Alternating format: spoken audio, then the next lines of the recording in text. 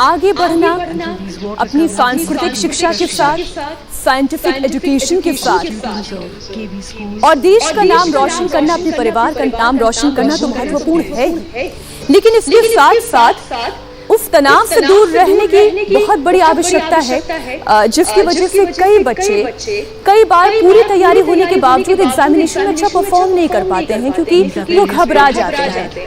Result कैसा होगा इसका दबाव उन पर आ जाता है। तो इसी दबाव से, इसी तनाव से मुक्त करने के लिए परीक्षा पर चर्चा का कार्यक्रम प्रधानमंत्री नरेंद्र मोदी ने साल 2018 से शुरू किया।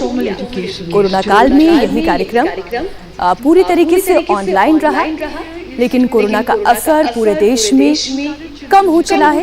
ऐसे में दिल्ली के तालकटोरा स्टेडियम में आज 1000 बच्चों की मौजूदगी में, पेरेंट्स फॉर टीचर्स की मौजूदगी में परीक्षा पर चर्चा। आज आप दिल्ली के तालकटोरा स्टेडियम से इंडिया टीवी पर यह लाइव प्रसारण देख रहे हैं।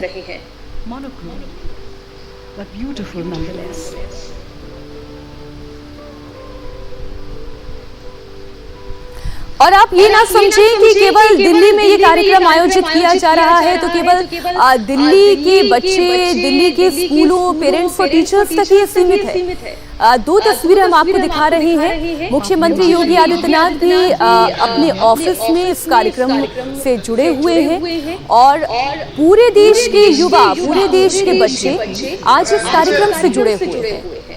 जितनी कलाकृतियां आप देख रहे हैं, ये वो कलाकृतियां हैं जो पूरे देश के हमारे टैलेंटेड बच्चों के द्वारा भेजी गई है। फिर चाहे वो आप मूर्तियां देखें, पेंटिंग्स देखें, आप हमारे ट्रेडिशनल मिट्टी के खिलौने देखें जिसे आप टेराकोटा भी कहते हैं, ये तमाम चीजें बच्चों के द्वारा बनाई गई और ये किसी प्रोफेशनल हैंड से कम नहीं लग रही है। मधुबनी पेंटिंग हो, ट्रेडिशनल पेंटिंग्स की हम बात करें, टेराकोटा जैसे आर्ट हो, एक से एक खूबसूरत तस्वीर और कलाकृति आपके सामने। Be more eco-friendly and green.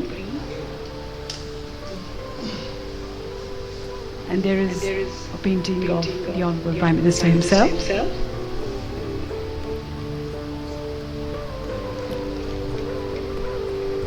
These were some of the themes that were given to children. Azadi ka Amrit Mahotsav, Clean India, Green India, digital collaboration, classrooms and environmental conservation. ये समझना भी बहुत जरूरी है कि वेस्ट के जरिए कैसे एक नई तरीके की कलाकृति भी तैयार की जा सकती है। यहाँ पर ऐसे बहुत सारी कलाकृतियाँ जो आप देख रहे हैं वो वेस्ट प्रोडक्ट से तैयार की गई है, जो न सिर्फ हम ये कहें कि जो हमारा वातावरण है उससे कचरे को कम करते हैं, बल्कि उसे एक क्रिएटिव रूप देते हैं। वैदिक गणित के बारे में भी अब एक जानकारी प्रधानमंत्री के सामने रखते हुए दो छोटी छोटी बच्चियां उन्हें पूरी जानकारी दे रही हैं वैदिक गणित का जादू। So that they can overcome the fear of maths.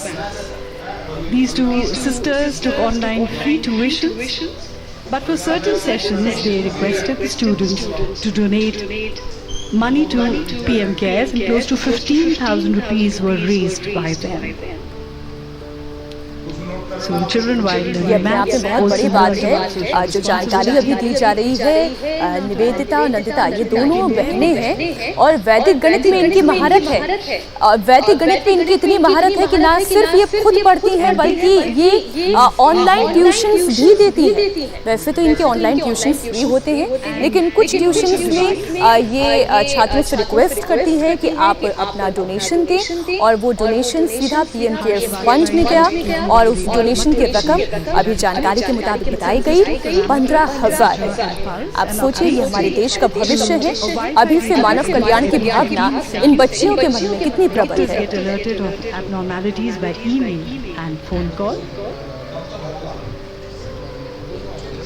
The two sisters have something else to explain to the Honorable Prime Minister.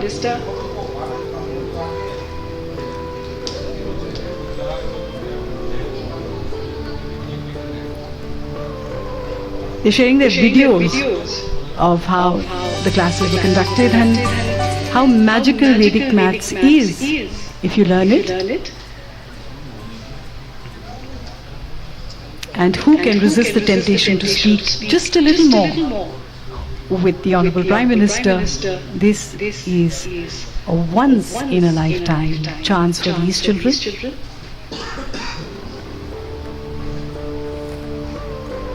The Prime Minister always takes keen interest in innovations of all kinds.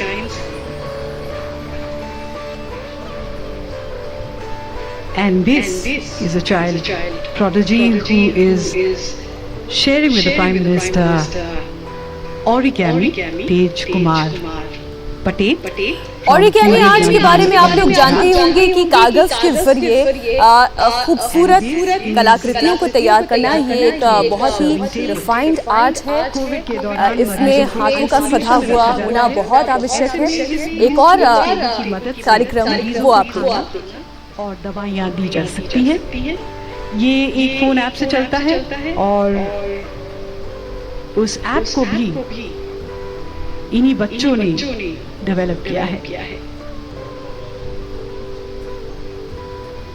Aryan Kumar जिन्होंने Bluetooth बनाया है, Bluetooth serving table बनाया है और ये है 3D printer.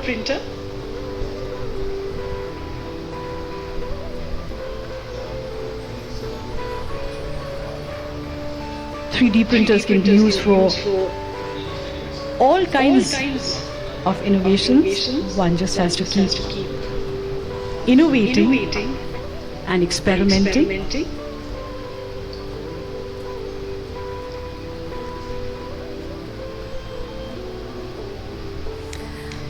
इस वक्त जो आप देख रहे हैं ये एक इनोवेशन है जो अगेन छात्रों के द्वारा किया गया है, 3D प्रिंटर। और उससे पहले आपने एक सर्विंग टेबल देखी थी जिससे कि जो बीमार है उन तक दवाइयाँ पहुँचाना, ये भी एक ब्लूटूथ डिवाइस से चलती है। और जिन्होंने इसे तैयार किया है उन छात्रों से बातचीत करते हुए प्रधानमंत्री नरेंद्र मोदी आपको नजर आ रहे हैं। ये साइंटिफिक इनोवेशन है। आप जानते हैं कि फिजिक्स, केमिस्ट्री, मैथ्स जिन बच्चों ने ली होती है, 12th के बच्चे इस तरीके के इनोवेशंस करते हैं और इनके प्रैक्टिकल एग्जामिनेशंस में भी शामिल रहते हैं। मन की बात का देखिए एक रेडियो जो बनाया गया वो प्रधानमंत्री के हाथ में इस वक्त आप देख रहे हैं। मेरे ख्याल से ऑटोग्राफ दे रहे हैं उस पर प्रधानमंत्री अपना, या शायद बच्चे का ऑटोग्राफ लेकर वो उस ले रहे हैं। कमाल, ये बच्चों की ऊर्जा, उनका उत्साह और आगे लगातार बेहतर करने की उनकी इच्छा को प्रबल बनाता है। सोचिए प्रधानमंत्री नरेंद्र मोदी बच्चों का ऑटोग्राफ लेकर अपने पास रख रहे हैं। मन की बात का एक छोटे सा रेडियो पर लिखा हुआ मोदी के साथ मन की बात, और वो उन्होंने अपने साथ रख लिया। In just a few moments from now, और जैसे कि हमने कहा कि ये कार्यक्रम केवल दिल्ली तक ही सीमित नहीं है, मोदी सर की कक्षा लगी है तो सभी बीजेपी शासित राज्यों के मुख्य मंत्री भी इस कार्यक्रम से जुड़े हुए हैं। आप देख रहे हैं शिवराज सिंह चौहान वो भी मौजूद है भोपाल में ही, और वो जिस सभागार में मौजूद है वहाँ पर भी बहुत सारे टीचर्स, स्टूडेंट्स और बच्चे इस कार्यक्रम के साथ जुड़े हैं। The Honorable Prime Minister will answer questions of children from all across the country. ये सेशन बहुत ही इंटरेस्टिंग होने वाला है इस लिहाज से भी कि केवल प्रधानमंत्री अपना संदेश या केवल एक तरफा बातचीत नहीं है, यहाँ पर जितने बच्चे मौजूद हैं वो भी अपने सवाल प्रधानमंत्री से पूछ पाएंगे। एक टू वे कम्युनिकेशन होता है बहुत ही हेल्दी एनवायरनमेंट में, और कई बार बहुत ही मजाकिया अंदाज में भी यहाँ पर चर्चा आप देखेंगे। कपूरथला छावनी की छात्रा हूँ और मैं 12वीं कक्षा में पढ़ती हूँ। मैं बहुत एक्साइटेड हूँ और बहुत ही खुशनसीब समझती हूँ खुद को कि मुझे मौका मिला है और प्रधानमंत्री जी हमसे खुद बातचीत करेंगे, और जो हमारा स्ट्रेस होता है और जब वो हमसे बातचीत करते हैं वो सारा स्ट्रेस हम दूर हो जाता है और हमें बहुत अच्छा महसूस होता है। I'm Amanya Singh from JNV Kanpur Nagar, Uttar Pradesh. I'm both excited and nervous at the same time.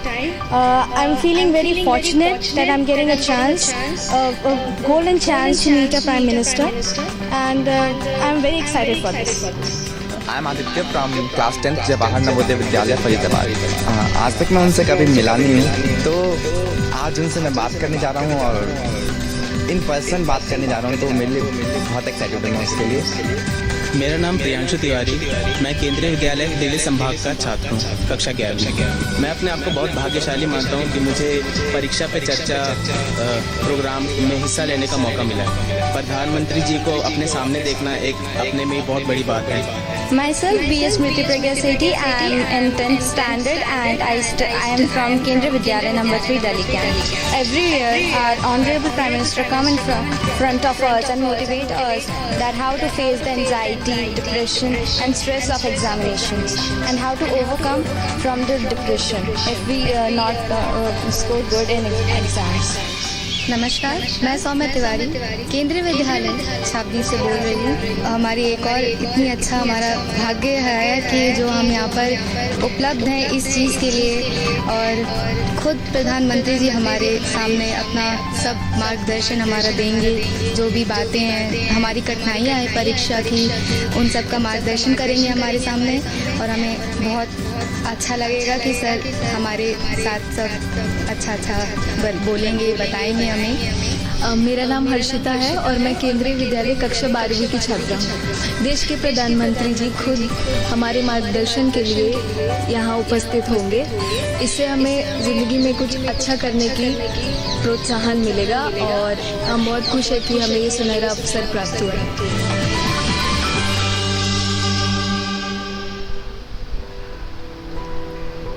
बच्चों को क्या सोचना और इस वक्त ताल कटोरा स्टेडियम पूरी तरीके से खचाखच भरा है। 1000 छात्रों की मौजूदगी, पेरेंट्स की मौजूदगी, टीचर्स की मौजूदगी में ये कार्यक्रम होगा। और हम बार बार ये कहते हैं कि अगर हमें समाज का निर्माण करना है तो हमारे आने वाली पौध, हमारी आने वाली पीढ़ी का तनाव मुक्त रहना और लगातार ज्ञान अर्जित करने की दिशा में अग्रसर रहना बहुत महत्वपूर्ण है। ज्ञान कहा जाता है स्थायी होता है और ज्ञान शिक्षा के जरिए हासिल किया जा सकता है, और उसमें पथ प्रदर्शक होते हैं हमारे अभिभावक, हमारे शिक्षक, और इसलिए उन दोनों की भूमिकाओं पर भी आज के कार्यक्रम में जरूर चर्चा होगी। ऐसे में पेरेंट्स का रोल क्या होना चाहिए यदि बच्चा तनाव में है, परीक्षा को लेकर स्ट्रेस्ड है, तो ऐसे में पेरेंट्स की भूमिका क्या होनी चाहिए। क्योंकि कई दफा आपने सुना होगा कि पेरेंट्स अपने बच्चों के लिए एक लक्ष्य निर्धारित कर देते हैं कि आपको इतने परसेंटेज लेकर आना है, जबकि लक्ष्य ये होना चाहिए कि अपनी सामर्थ्य के अनुसार, अपनी ताकत के अनुसार ज्ञान को अर्जित करना बिना किसी तनाव के। ये अलग अलग राज्यों से भी आ रही तस्वीर आपको दिखा रहे हैं। पुष्कर सिंह धामी उत्तराखंड में बच्चों के साथ, शिक्षकों के साथ इस कार्यक्रम में भाग ले रही हैं। वो भी लाइव प्रसारण पूरा देख रही हैं और वर्चुअली इस कार्यक्रम से जुड़े हैं। और हमने थोड़ी देर पहले आपको दिखाया शिवराज सिंह चौहान, मुख्यमंत्री योगी आदित्यनाथ भी अपने ऑफिस से इस कार्यक्रम को देख रहे हैं। 1000 बच्चों की मौजूदगी, और जैसे कि हमने आपको जानकारी दी कि ये पूरी तरीके से 2 वे कम्युनिकेशन होता है। बच्चे अपने मन में जो सवाल उमड़ रहे हैं परीक्षाओं को लेकर, भविष्य में कुछ आगे बेहतर करने को लेकर, स्ट्रेस को लेकर, वो तमाम सवाल वो प्रधानमंत्री नरेंद्र मोदी से पूछ सकते हैं। और इसलिए ये बच्चों का एक्साइटमेंट और ज्यादा बढ़ जाता है क्योंकि एक 2 वे कम्युनिकेशन है। तो थोड़ी देर में प्रधानमंत्री नरेंद्र मोदी बच्चों को संबोधित करने वाले हैं। परीक्षा पर चर्चा शुरू होने वाली है। उससे पहले कलाकृतियों का, साइंटिफिक इनोवेशंस का, पेंटिंग्स का, जो पूरे देश के अलग अलग कोनों से 9वीं से लेकर 12वीं तक के विद्यार्थियों ने तैयार करके भेजी है, जो थीम पर बेस्ड है, जैसे कि स्वच्छ भारत अभियान हो, नमामि गंगे का अभियान हो, शिक्षा का अभियान हो। इसके अलावा कोविड काल में किस तरीके से आगे बढ़ा ये पूरा देश,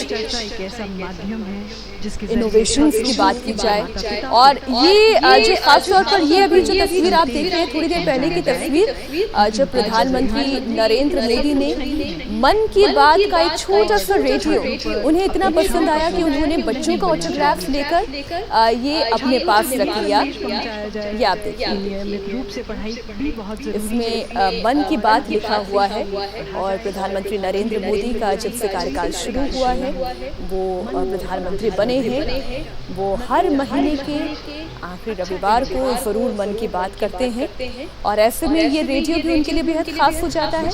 पहले ऐसा लगा था कि शायद प्रधानमंत्री अपना कोई ऑटोग्राफ उस पर देंगे, लेकिन उन्होंने बच्चों को ऑटोग्राफ दिया और सभागार में पहुंच चुके हैं प्रधानमंत्री नरेंद्र मोदी। इस वक्त तस्वीरें आप लाइव देख रहे हैं। आइए आपको सीधा लिए चलते हैं ताल कटोरा स्टेडियम।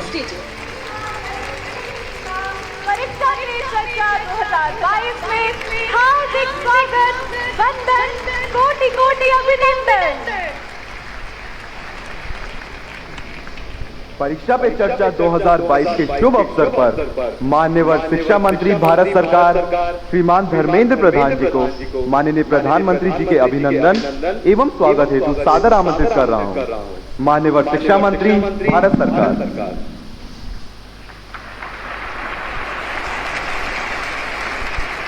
नमस्कार मित्रों,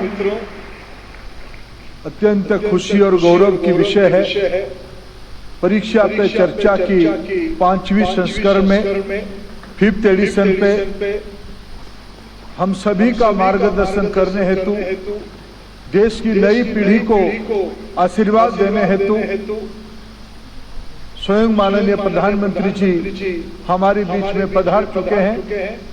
मैं इस कार्यक्रम में देश की शिक्षा परिवार की ओर से माननीय प्रधानमंत्री जी का हार्दिक स्वागत करता हूं, उनको अभिनंदित करता हूं।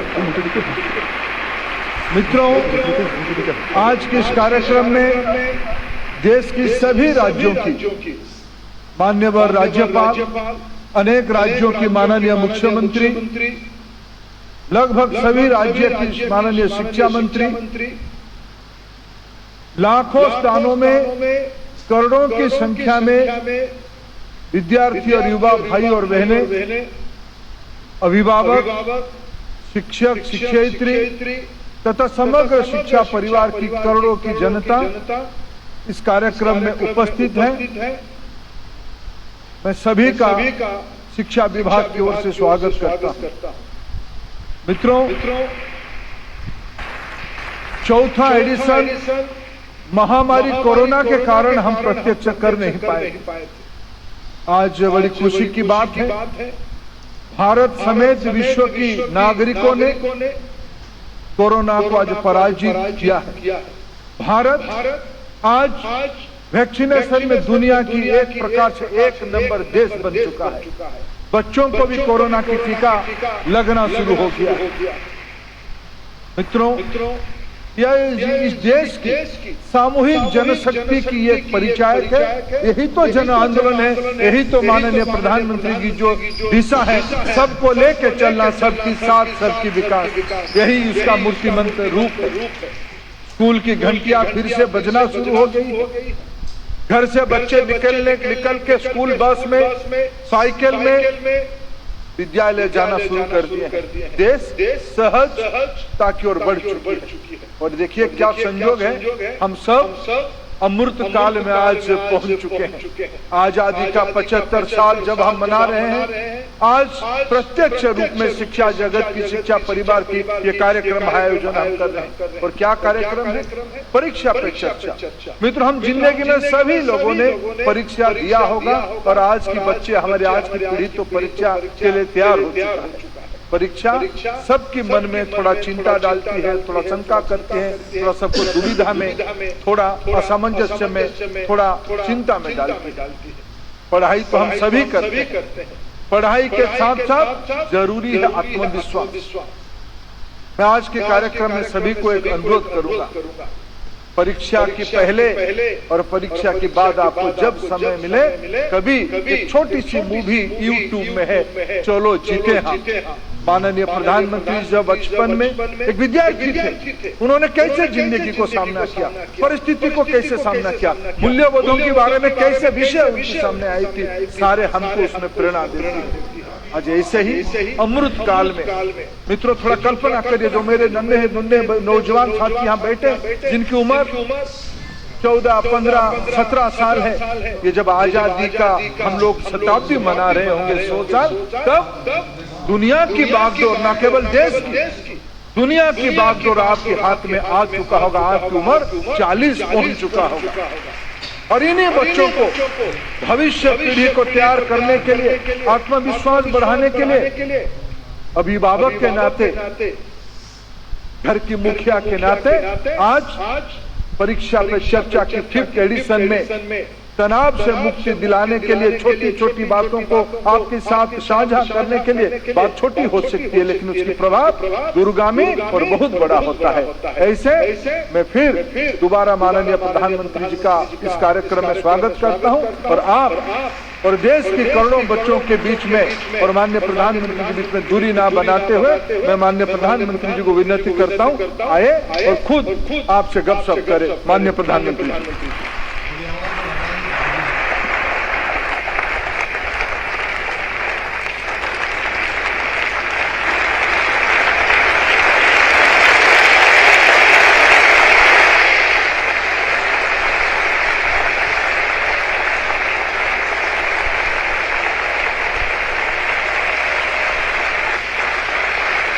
सबको नमस्कार।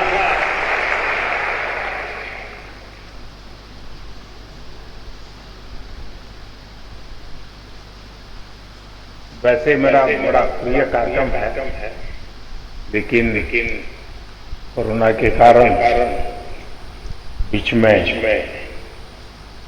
मैं आप वैसे साथियों को मिल नहीं पाया, तो मेरे लिए आज का कार्यक्रम जरा विशेष खुशी का है, क्योंकि एक लंबे अंतराल के बाद आप सबसे मिलने का मौका मिला।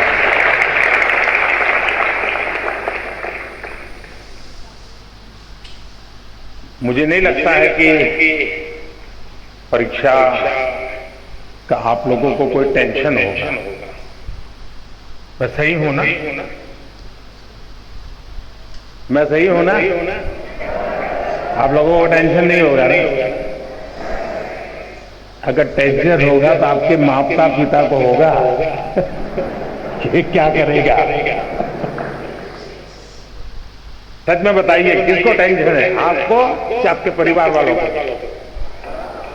जिनको खुद को टेंशन है वो हाथ ऊपर करे। अच्छा, अभी भी लोग हैं? अच्छा। और जिनका पक्का विश्वास है कि मम्मी पापा को टेंशन है, वो कौन कौन है? ज्यादा तो वही है।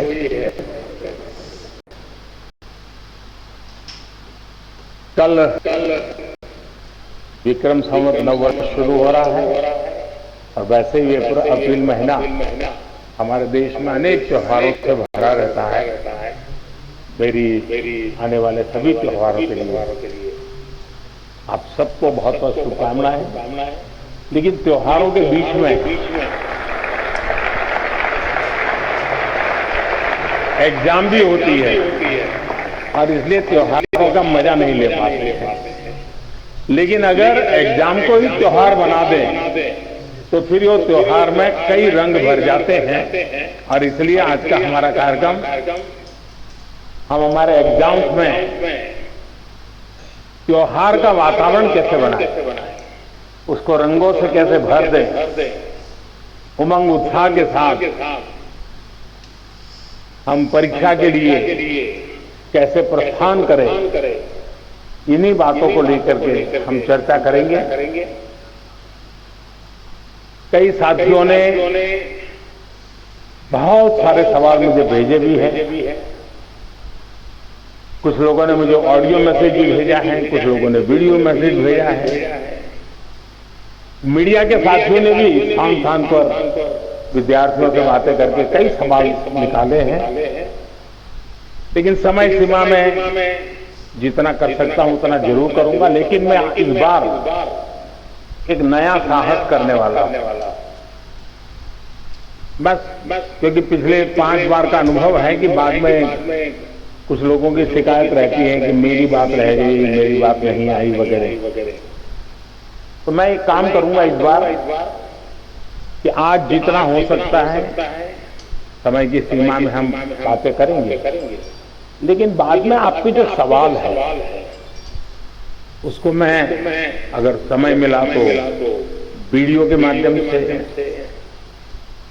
कभी प्रवास करते समय मेरे पास मौका होगा तो ऑडियो के माध्यम से, या तो फिर रिटन टेक्स्ट के रूप में मैं नमो ऐप पर सारे चर्चा को फिर से एक बार आपके सामने जो चीजें यहाँ छूट गई है उसको रखूंगा, ताकि आप नमो ऐप पर जाकर के, और उसमें भी इस बार एक नया प्रयोग किया है, माइक्रो साइट बनाई है, तो वहां पर भी जाकर के आप इसका लाभ उठा सकते हैं। तो आइए हम कार्यक्रम प्रारंभ करते हैं। सबसे पहले कौन है? Thank you honourable prime minister sir. माननीय प्रधानमंत्री जी, आपका प्रेरक एवं ज्ञानवर्धक उद्बोधन सदैव हमें सकारात्मक ऊर्जा एवं विश्वास से भर देता है। आपके बृहद अनुभव एवं ज्ञानपूर्ण मार्गदर्शन की हम सब उत्सुकता से प्रतीक्षा कर रहे हैं। माननीय, आपके आशीर्वाद एवं अनुमति से हम इस कार्यक्रम का शुभारंभ करना चाहते हैं। धन्यवाद मान्यवर।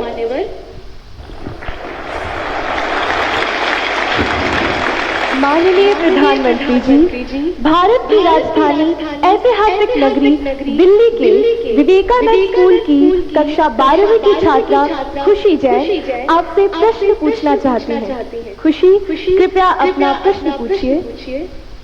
ये अच्छी बात है, खुशी से शुरू हो रहा है।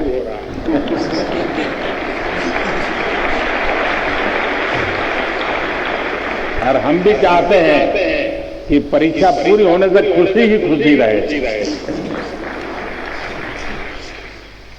माननीय प्रधानमंत्री महोदय, नमस्कार। मेरा नाम खुशी जैन है। मैं कक्षा 12वीं विवेकानंद स्कूल आनंद विहार दिल्ली की छात्रा हूँ।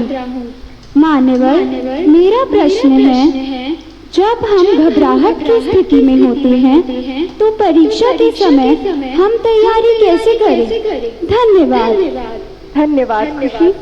मान्यवर, साहित्यिक परंपरा के परिप्रेक्ष्य में अत्यंत समृद्ध प्रदेश छत्तीसगढ़ के बिलासपुर के कक्षा 12वीं के छात्र ए श्रीधर शर्मा कुछ इसी तरह की समस्या से जूझ रहे हैं। वह उत्सुक है प्रधानमंत्री जी के समक्ष अपनी बात रखने को।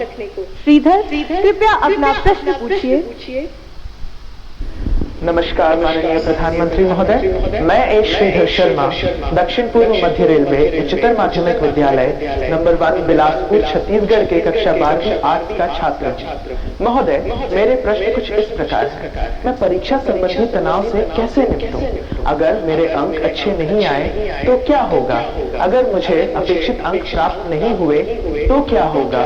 और अंततः अगर मेरे ग्रेड अच्छे नहीं आए तो मैं अपने परिवार की निराशा से कैसे निपटूं? धन्यवाद Shridhar. From the land where the Sabarmati son Mahatma Gandhi ji started his Satyagraha movement, I invite Kenny Patel, a class 10 student of Vadodara, who earnestly seeks your guidance on similar challenges faced by her. Kenny, please ask your question. Greetings, Prime Minister sir. My name is Kenny Patel. I am from Greenhouse High School, Vadodara, Gujarat, from class 10. My question is how to overcome the stress of completing the whole syllabus with a proper revision, then hence our marks and results, and how to take proper sleep and rest during the examination time. Thank you, sir. Thank you केनी। माननीय प्रधानमंत्री जी, खुशी, श्रीधर शर्मा तथा केनी पटेल परीक्षा के तनाव से व्यथित हैं। उन्हीं की तरह देश भर से अनेक विद्यार्थियों ने एग्जाम स्ट्रेस से संबंधित प्रश्न पूछे हैं। परीक्षा के तनाव से लगभग सभी विद्यार्थी प्रभावित होते हैं और आपके मार्गदर्शन के अभिलाषी हैं। माननीय प्रधानमंत्री, एक साथ आप लोगों ने इतना सवाल पूछ लिए हैं कि ऐसा लग रहा है कि मुझे ही पैनिक से गुजरना पड़ेगा। देखिए, आपके मन में भय क्यों होता है? ये प्रश्न मेरे मन में है। क्या आप पहली बार एग्जाम देने जा रहे हैं? आप में से कोई नहीं है जो पहली बार एग्जाम देने जा रहा है। मतलब कि आपने बहुत सारी एग्जाम दे चुके हैं और अब तो आप प्रकार से एग्जाम के इस दौर से आखिरी छोर की तरफ पहुंच चुके हैं। इतना बड़ा समंदर पार करने के बाद किनारे पर डूबने का डर, ये तो दिमाग में बैठता नहीं है। तो पहली बात है कि आप मन में एक बार तय कर लीजिए कि परीक्षा जीवन का एक सहज हिस्सा है। हमारी विकास यात्रा का छोटे छोटे पड़ाव है और उस पड़ाव से हमें गुजरना है। हम गुजर चुके हैं। जब इतनी बार हम एग्जाम दे चुके हैं, एग्जाम देते एक प्रकार से हम एग्जाम प्रूफ हो गए। और जब ये विश्वास पैदा हो जाता है तो ये नहीं, आने वाली किसी भी एग्जाम के लिए ये अनुभव अपने आप में आपकी ताकत बन जाती है। इसे आपके इन अनुभव, जिस प्रक्रिया से आप गुजरे हैं, उसको आप कतई छोटा मत मानिए। दूसरा कि आपके मन में जो पैनिक होता है, क्या ये तो नहीं है कि प्रिपेयर्डनेस में कमी है? कहने को हम कुछ कहते होंगे, लेकिन मन में रहता है। मेरा आपको सुझाव है, अब एग्जाम के बीच में समय तो ज्यादा है नहीं, इस बोझ को जीना है कि जो किया है उसमें विश्वास भर करके आगे बढ़ना। हो सकता है एक दो चीजें छूट गई होगी, एक आध चीज में थोड़ी जितनी मेहनत चाहिए नहीं हुई होगी, उसमें क्या, लेकिन जो हुआ है उसमें मेरा आत्मविश्वास भरपूर है, तो वो बाकी चीजों में भी वो ओवरकम कर जाता है। और इसलिए मेरा आपसे आग्रह है कि आप इस प्रेशर में मत रहिए। पैनिक क्रिएट हो ऐसा वातावरण तो पनपने ही मत दीजिए। जितनी सहज दिनचर्या आपकी रहती है, उतनी ही सहज दिनचर्या में आप अपने आने वाले परीक्षा के समय को भी बिताइए। एक्स्ट्रा कम अधिक जोड़ना तोड़ना वो आपके पूरे स्वभाव से डिस्टर्बेंस पैदा करेगा। वो ये करता है तो चलो मैं भी ये करूं, मेरा एक दोस्त ऐसा करता है इसलिए उसको अच्छे मार्क्स आते हैं, मैं भी वो करूं। आप वो कुछ मत कीजिए जो आपने सुना, आप वही कीजिए जो इतने समय से आप करते आए हैं, और उसमें आप विश्वास रखिए। मुझे पक्का भरोसा है आप पर कि आप बहुत सरलता से, उमंग से, उत्साह से, एक फेस्टिवल मूड में एग्जाम दे पाएंगे और सफल होकर रहेंगे।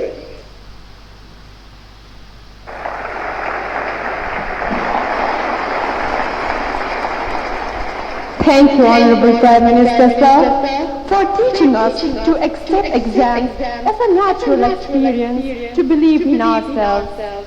Honorable Prime Minister, sir, the next question comes from Mysuru in Karnataka, renowned for its heritage destinations and national parks. Tarun MB, who is a class 11 student, here seeks a solution to his problem. Tarun, may we have your question, please? Morning, sir.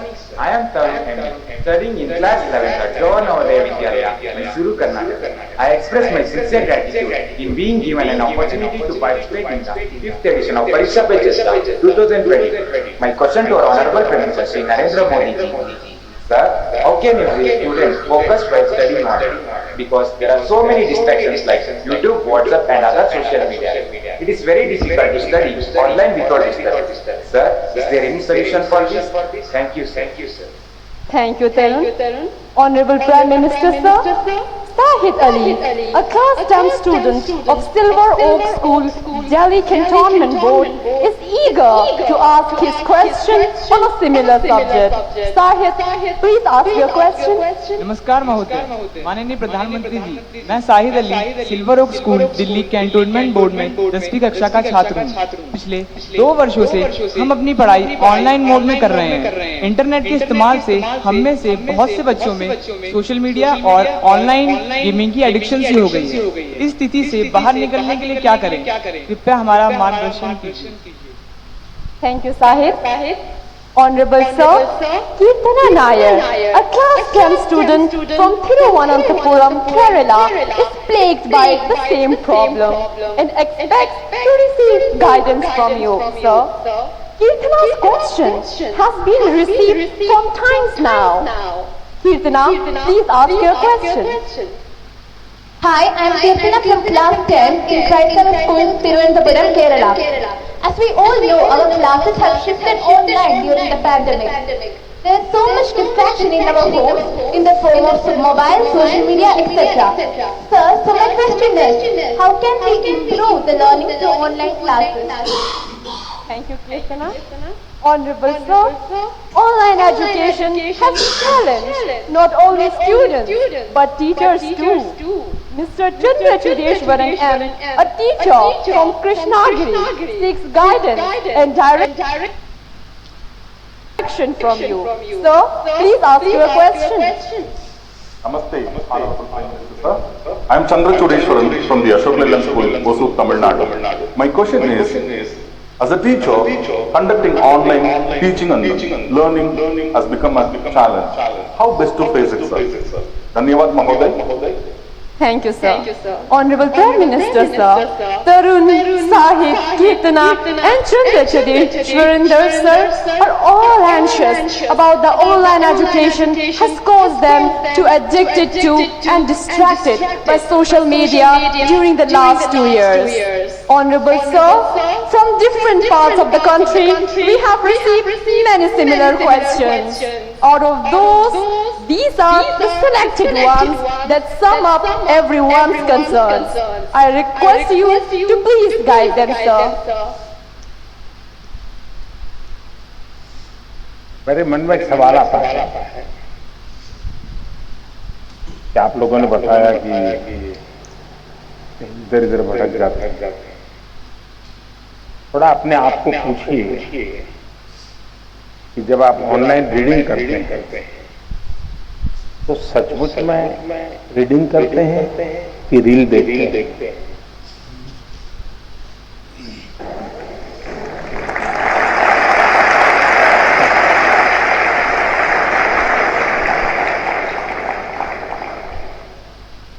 अब मैं आपको हाथ ऊपर नहीं कराऊंगा, लेकिन आप समझ गए कि मैंने आपको पकड़ लिया है।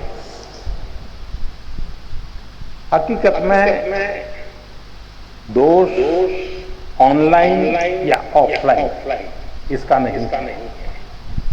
आप अनुभव कहे होंगे, क्लास में भी बहुत बार आपका शरीर क्लासरूम में होगा, आपकी आंखें टीचर की तरफ होगी, लेकिन कान में एक भी बात नहीं जाती, क्योंकि आपका दिमाग कहीं और होगा। कान को तो कोई दरवाजा नहीं लगाया है, कोई खिड़की नहीं लगाई, लेकिन मन कहीं और है तो सुनना ही बंद हो जाता है, रजिस्टर ही होता है। जो चीजें ऑफलाइन होती है वही चीजें ऑनलाइन भी होती है। इसका मतलब है कि माध्यम समस्या नहीं है, मन समस्या है।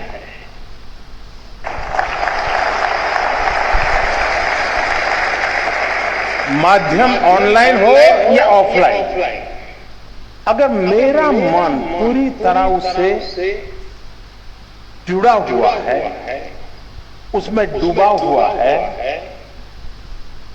मेरा एक खोजी मन है जो उसकी बारीकियों को पकड़ने की कोशिश कर रहा है, तो आपके लिए ऑनलाइन या ऑफलाइन मैं नहीं मानता हूं कि कोई फर्क पड़ सकता है। और इसलिए हम जैसे युग बदलता है तो माध्यम भी बदलते रहते हैं। अब पहले के जमाने में जो गुरुकुल चलते थे सदियों पहले, सहस्त्र वर्ष पहले, तो वहां तो प्रिंटिंग पेपर भी नहीं थे, तो उस समय कोई किताब भी नहीं थी, तो ऐसे ही कंठस्थ सब चलता था। तो उनकी श्रवण शक्ति इतनी तेज रहती थी कि सुनते थे और उसको कंठस्थ कर लेते थे, और पीढ़ी दर पीढ़ी कान के द्वारा सीख करके बाद में युग बदल गया, प्रिंटेड मटेरियल आ गया, किताबें आने लगी, तो लोगों ने उसमें ढाल दिया।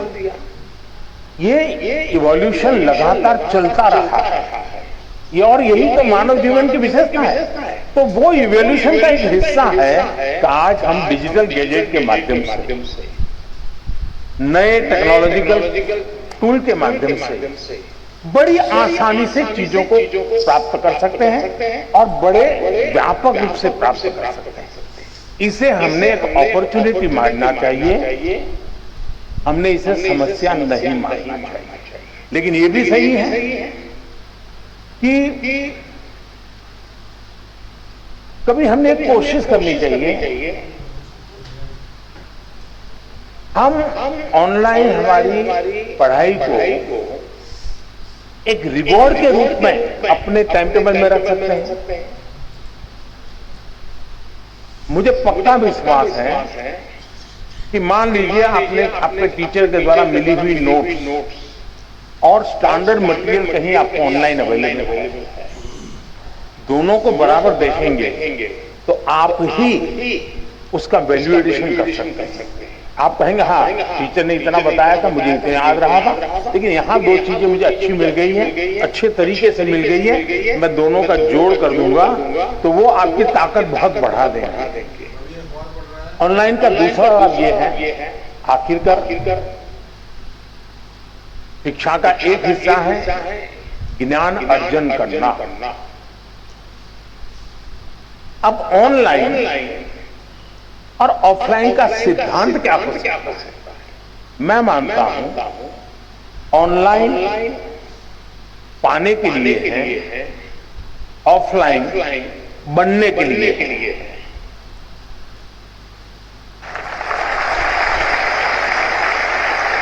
मुझे कितना ज्ञान पाना है, कितना अर्जित करना है, मैं ऑनलाइन जाकर के दुनिया के जिस छोर से जो भी अवेलेबल है मैं अपने मोबाइल फोन पर या अपने आईपैड पर ले आऊंगा, इसको मैं अंगीकार करूंगा। और ऑफलाइन जो मैंने वहां पाया है उसको पनपने के लिए मैं अवसर दूंगा।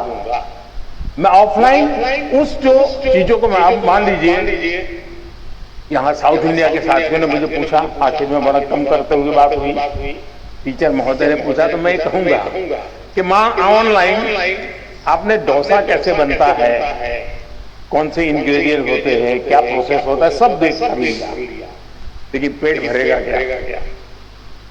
बढ़िया से बढ़िया डोसा आपने कंप्यूटर पर बना दिया, सारे इंग्रेडिएंट का उपयोग कर लिया, पेट भरेगा क्या? लेकिन वो ज्ञान अगर आपने कोशिश की और डोसा बना दिया तो पेट भरेगा या नहीं भरेगा? तो ऑनलाइन को आपका आधार मजबूत करने के लिए उपयोग करें, आपको ऑफलाइन में उसको जाकर के जीवन में साकार करना है। शिक्षा का भी ऐसा ही है। पहले आपकी जो किताब है वो, आपके जो टीचर हैं वो, आपका जो सराउंडिंग है वो, बहुत सीमित साधन थे ज्ञान प्राप्त करने के। आज असीमित संसाधन है, इसलिए आप अपने आप को कितना व्यापक कर सकते हैं, खुद का विस्तार कितना कर सकते हैं, उतनी ही चीजें आप उसको एडॉप्ट करते जाएंगे। और इसलिए ऑनलाइन को एक अवसर समझिए, लेकिन इधर उधर भटक करके काम करते हैं तो फिर टूल भी अवेलेबल है। आपने देखा होगा आपके हर गैजेट में टूल है, जो आपको इंस्ट्रक्शन देते हैं, वार्निंग देते हैं, ये करो ये मत करो, अब रुक जाओ, थोड़ी देर आराम करो, अब 15 मिनट के बाद फिर आना है तो वो 15 मिनट के बाद आएंगे। आप इस टूल का उपयोग करके अपने आप को डिसिप्लिन में ला सकते हैं। और मैंने देखा है कि बहुत सारे बच्चे होते हैं जो ऑनलाइन इन टूल्स का मैक्सिमम उपयोग करते हैं, अपने आप को रिस्ट्रिक्ट करते हैं। दूसरा, जीवन में खुद से भी जुड़ना ये भी उतना ही महत्व है जितना आईपैड के अंदर घुसने में आनंद आता है, मोबाइल फोन के अंदर घुसने में आनंद होता है, उससे हजारों गुना आनंद अपने भीतर घुसने का भी होता है।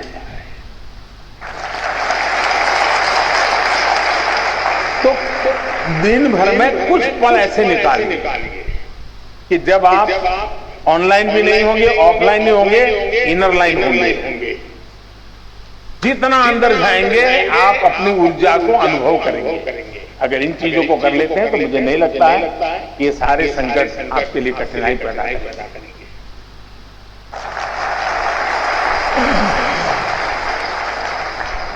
माननीय प्रधानमंत्री जी, आपने हमें मूल मंत्र दिया कि जब हम एकाग्र मन होकर अपनी पढ़ाई करें तो सफलता हमें अवश्य मिलेगी। धन्यवाद महोदय। माननीय प्रधानमंत्री जी, वैदिक सभ्यता और सिंधु घाटी सभ्यता के मुख्य निवास स्थान पानीपत हरियाणा से सुश्री सुमन रानी, जो कि एक शिक्षिका है, आपके समक्ष अपना प्रश्न रखना चाहती है। सुश्री सुमन रानी मैम, कृपया अपना प्रश्न पूछिए। श्री महोदय जी, मैं Suman Rani, TGT social science, DAV police public school Panipat से। सर, मेरा आपसे प्रश्न है कि नई शिक्षा नीति छात्रों को उनके कौशल को विकसित करने में नए अवसर कैसे प्रदान करेगी? धन्यवाद महोदय। धन्यवाद मैम। मान्यवर, पूर्व के स्कॉटलैंड नाम से प्रसिद्ध मेघालय के ईस्ट खासी हिल्स की कक्षा 9वीं की छात्रा शीला वैष्णव भी आपसे इसी विषय पर प्रश्न पूछना चाहती है। शीला, कृपया अपना प्रश्न रखें। Good morning, sir. I am Sheila Vaishnav of Jawahar Navodaya Vidyalaya, Nafla, East Khasi Hills, Meghalaya, studying in class 9.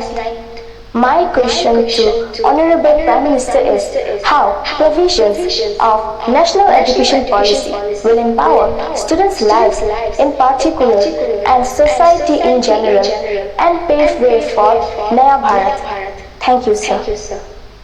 Thank you, Sheila. श्रद्धेय प्रधानमंत्री जी, नई शिक्षा नीति को ध्यान में रखते हुए इस तरह के कई और भी सवाल देश भर से प्राप्त हुए हैं, जिनमें विद्यार्थियों ने यह अभिव्यक्त किया है कि हमारी रुचि कुछ और होती है, हम विषय कोई और पढ़ रहे होते हैं। ऐसी स्थिति में क्या करें? कृपया मार्गदर्शन कर कृतार्थ करें।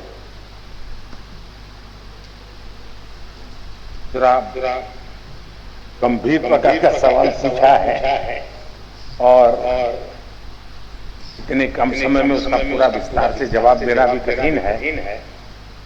पहली बात तो है, ये न्यू एजुकेशन पॉलिसी के बजाय हम ये कहें ये नेशनल एजुकेशन पॉलिसी, एनईपी। कुछ लोग एन को न्यू कहते हैं, एक्चुअली ये नेशनल एजुकेशन पॉलिसी। और मुझे अच्छा लगा कि आपने पूछा, शायद दुनिया में शिक्षा की नीति निर्धारण में इतने लोगों का इन्वॉल्वमेंट हुआ होगा, इतने स्तर पर हुआ होगा, ये अपने आप में शायद एक बहुत बड़ा वर्ल्ड रिकॉर्ड है।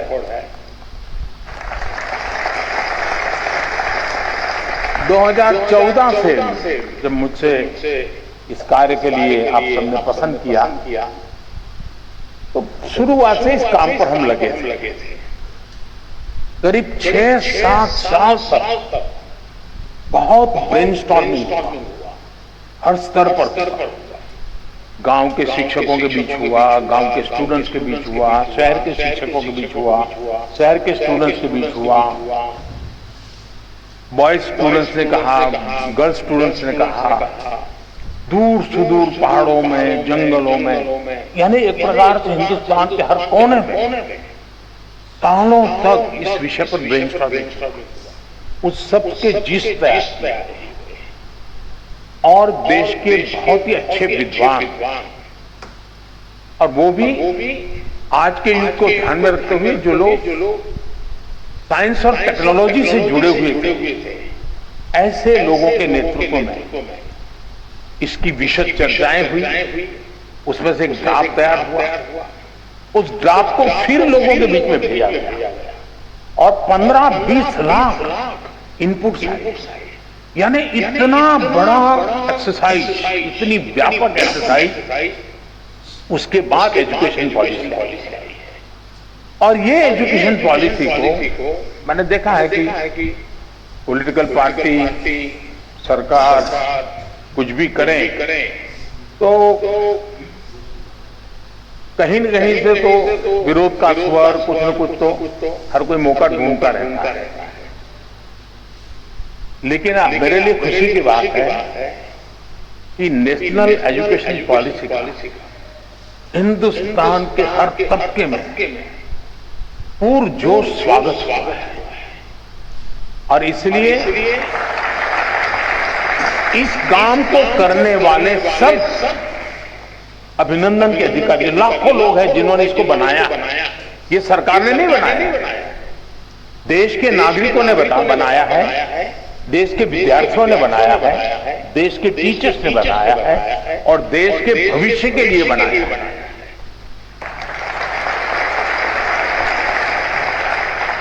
अब एक छोटा सा विषय, पहले हमारे यहां खेलकूद एक एक्स्ट्रा एक्टिविटी माना जाता है। आपको जो 5वीं, 6ठी, 7वीं में पढ़े होंगे उनको पता। अब इस नेशनल एजुकेशन पॉलिसी में वो शिक्षा का हिस्सा बना दिया गया है।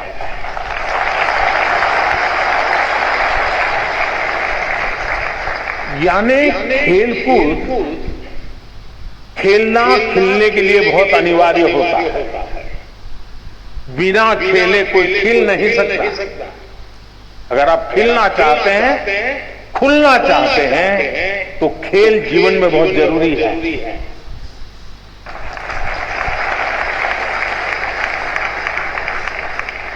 टीम स्पिरिट आता है, साहस आता है,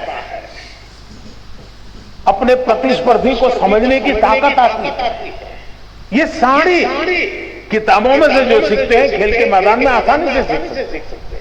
लेकिन वो पहले हमारी शिक्षा व्यवस्था से बाहर एक्स्ट्रा एक्टिविटी था, उसको प्रतिष्ठा दी।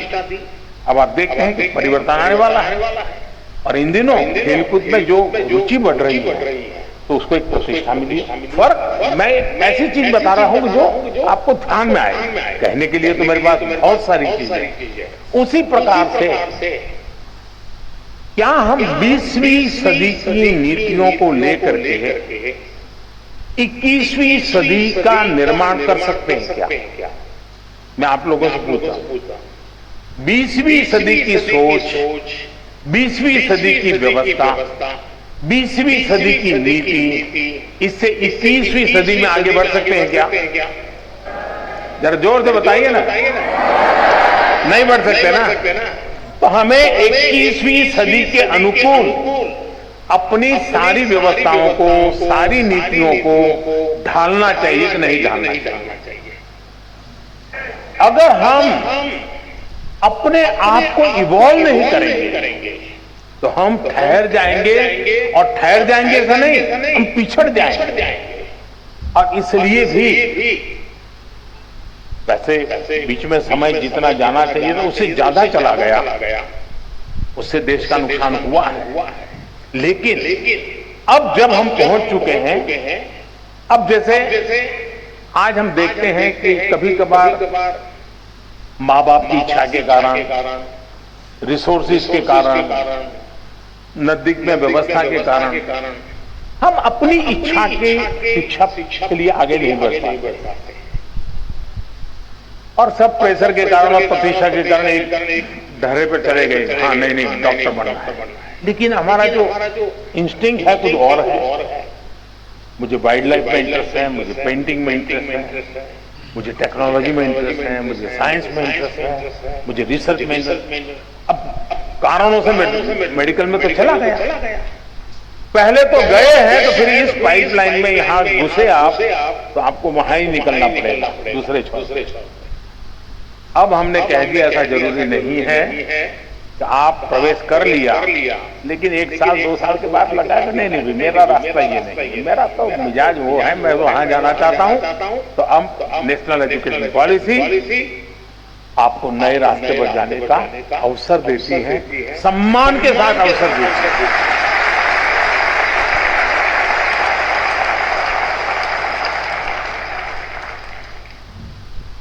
आज हम जानते हैं पूरी दुनिया में स्किल का महात्म्य बहुत बढ़ गया। सिर्फ शिक्षा, सिर्फ ज्ञान का भंडार ये इनफ नहीं है, हुनर भी होना चाहिए, स्किल होनी चाहिए। अब इसको हमने सिलेबस का हिस्सा बनाया है ताकि उसका पूर्ण विकास के लिए उसको खुद को अवसर मिल जाए। खुशी हुई मैं अभी एक प्रदर्शनी देख के आया। नेशनल एजुकेशन पॉलिसी का क्या रिफ्लेक्शन होता है वो छोटे से रूप में आज शिक्षा विभाग के लोगों ने रखा था। मैं शिक्षा विभाग को बधाई देता हूं, यानी बहुत ही प्रभावित था। आनंद आता था कि हमारे 8वीं 10वीं कक्षा के बच्चे 3D प्रिंटर बना रहे हैं।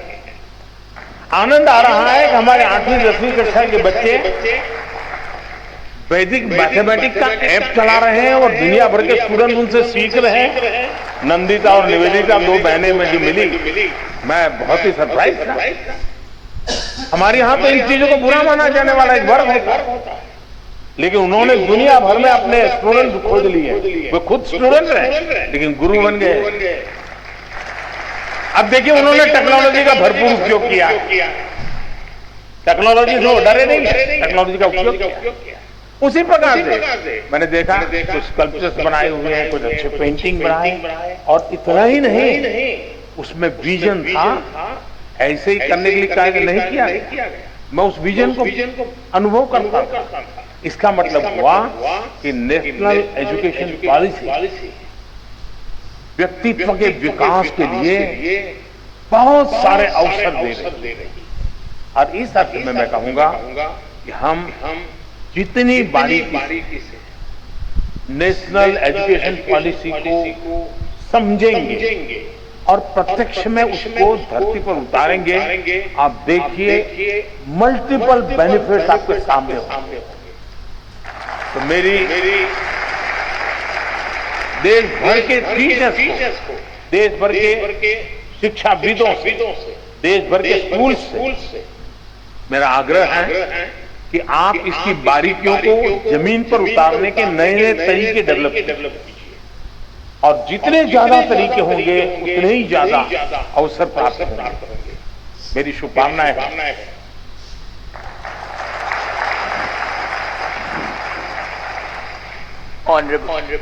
Honorable Prime Minister, sir, now we are absolutely confident that the national education policy will redefine the meaning of education for us and our future is brilliant.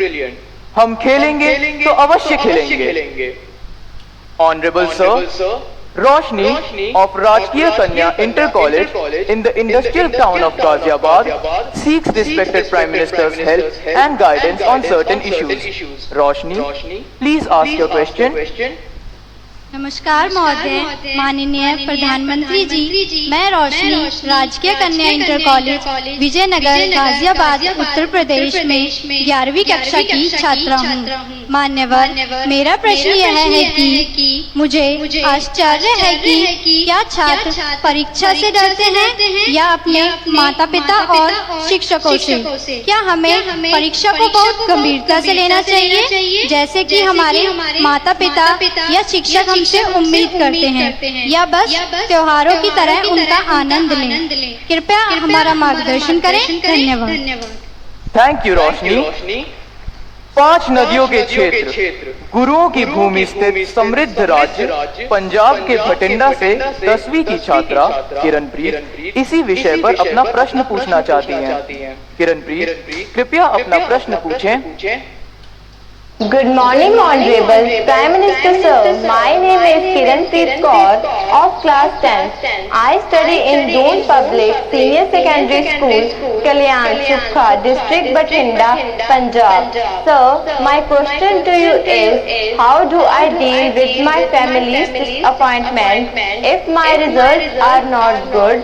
I don't have negativity against my parents because I know they need more reassurance than I do. Thank you, sir. Please guide me. धन्यवाद Kiranpreet. Honorable Prime Minister Sir, like many of us, Roshni and Kiranpreet also find it a challenge to deal with the expectations of their parents and teachers. We look forward to your advice. Honorable Sir. रोशनी, क्या कारण है कि आपने जब ये सवाल पूछा तो सबसे ज्यादा तालियां बजी? क्या कारण है?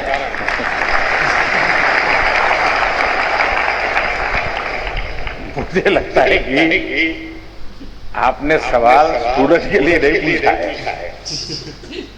आपने बड़ी चतुराई से पेरेंट्स और टीचर के लिए पूछा है। और मुझे लगता है कि आप चाहती हैं कि मैं आज यहाँ से हर एक के पेरेंट्स को और टीचर्स को कुछ यहाँ से कह दूं ताकि आपके काम आ जाए।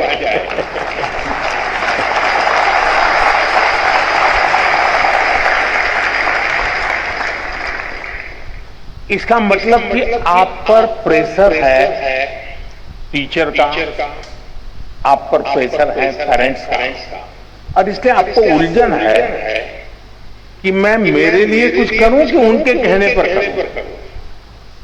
अब उनको समझा नहीं पा रहे हैं और मैं अपना छोड़ नहीं पा रहा हूं, ये आपकी चिंता मैं महसूस कर रहा हूं। मैं सबसे पहले तो पेरेंट्स को और टीचर्स को ये जरूर कहना चाहूंगा कि कृपा करके आप मन में सपने लेकर के जीते हैं, या तो जो सपने आपके खुद के अधूरे रह गए, आप जो करना चाहते थे अपने विद्यार्थी काल में, आप जो अपने जीवन में करना चाहते थे वो नहीं कर पाए, और इसलिए दिन रात आपको लगता है बस इसको तो वो बना के रखूंगा। यानी आप अपने मन की बातों को, अपने सपनों को, अपनी अपेक्षाओं आकांक्षाओं को अपने बच्चे में एक प्रकार से इंजेक्ट करने की कोशिश करते हैं। बच्चा आपको रिस्पेक्ट करता है, माँ बाप की बात को बहुत महत्व देता है। दूसरी तरफ टीचर कहते हैं देखिए तुम्हें ये करना है, तुम ये करो, हमारे स्कूल में तो ये रहता है, हमारी तो ये परंपरा है। आपका मन तो तीसरा ही करता है। और ज्यादातर हमारे बच्चों के विकास में ये जो कंफ्यूज और कॉन्ट्राडिक्टरी जो प्रभावों के बीच में उसे गुजरना पड़ता है, ये उसके लिए बहुत बड़ी चिंता का विषय होता है। और इसलिए पुराने जमाने में टीचर का परिवार से संपर्क रहता था, परिवार के हर लोग को टीचर जानते थे, और परिवार भी अपने बच्चों के लिए क्या सोचता है उसे टीचर परिचित होते हैं। टीचर क्या करते हैं, कैसा करते हैं, वो उसे पेरेंट्स परिचित होते हैं। यानी एक प्रकार से शिक्षा एक चाहे स्कूल में चलती हो, शिक्षा घर में चलती हो, हर कोई एक ही प्लेटफॉर्म पर होता था। और उसके कारण अब क्या हुआ है, बच्चा दिन भर क्या करता है, माँ बाप को समझ नहीं है, जानते नहीं है।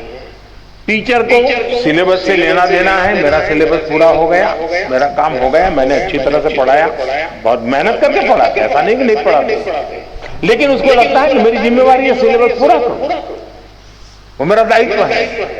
लेकिन बच्चे का मन कुछ और करता है। और इसलिए जब तक चाहे पेरेंट्स हो या टीचर्स हो या स्कूल का एनवायरनमेंट हो, हम बच्चे के शक्ति और उसकी सीमाएं, उसकी रुचि, उसकी प्रवृत्ति उसकी अपेक्षा, उसकी आकांक्षा, इन सबको बारीकी से ऑब्जर्व नहीं करते, उसको जानने समझने का प्रयास नहीं करते हैं और हम उसको धक्का मारते जाते हैं तो कहीं न कहीं वो लड़खड़ा जाता है। और इसलिए मैं रोशनी के माध्यम से सभी पेरेंट्स को, सभी टीचर्स को कहना चाहूंगा कि आप अपने मन की आशा अपेक्षा के अनुसार अपने बच्चों पर बोझ बढ़ जाए, इससे बचने का प्रयास करें। उनकी और हर बच्चे के पास एक स्ट्रेंथ होती है, हर माँ बाप को स्वीकारना होगा कि आपके तराजू में वो फिट हो या ना हो, लेकिन परमात्मा ने उसको किसी न किसी विशेष ताकत के साथ भेजा है, उसके अंदर कोई सामर्थ्य है। ये आपकी कमी है, ये आपकी कमी है कि आप उसके सामर्थ्य को पहचान नहीं पाते। ये आपकी कमी है कि आप उसके सपनों को समझ नहीं पा रहे और इसलिए दूरी वहीं से बन जाती है। और मैं चाहूंगा बच्चों से कि आप प्रेशर के बीच भी, अब ये तो मैं नहीं कहूंगा कि माँ बाप का मत सुनो, मैं ये तो नहीं कहूंगा टीचर की बात मत सुनो, ये तो सलाह ठीक नहीं हो, सुनना तो है ही है, वो जो कहते हैं उसको समझना है, लेकिन हमें उन चीजों को स्वीकार करना है जो हमारे भीतर बहुत सहज रूप से। आपने देखा होगा धरती भी वैसे तो निर्जीव लगती है, एक बीज बोएंगे तो उसमें से कुछ नहीं निकलता है, लेकिन उसी धरती पर दूसरा बीज बोएंगे तो बहुत कुछ निकल के आता है, बहुत बड़ा वटवृक्ष बन जाता है। दोष धरती का नहीं है, कौन सा बीज बोया है उस पर है। और इसलिए आपको पता है कि कौन सी चीज आप आसानी से अडॉप्ट कर लेते हैं, कौन सी चीज आपको मन के साथ एकदम उसमें आगे बढ़ जाते हैं। आप जी जान से उसमें जीतते जाइए, आपको कभी बोझ महसूस नहीं होगा। और शुरू में शायद शुरू में रुकावट आएगी, लेकिन बाद में परिवार गर्व करने लग जाएगा। हाँ, हम तो सोचते थे कि इसमें ये बहुत अच्छा किया, आज तो हमारा नाम रोशन हो गया, 4 लोगों के बीच में बैठते हुए तो तारीफ होती है। जो कल तक आपको ताकत को स्वीकार नहीं करते थे, वो आने वाले समय में आप ही के ताकत का गौरव गान करना शुरू कर देंगे। और इसलिए आप हंसते खेलते उमंग के साथ जो मिनिमम रिक्वायरमेंट है उसको पूरा करते हुए, अतिरिक्त जो सामर्थ्य है उससे जोड़ते हुए आगे बढ़ेंगे, आपको बहुत फायदा होगा।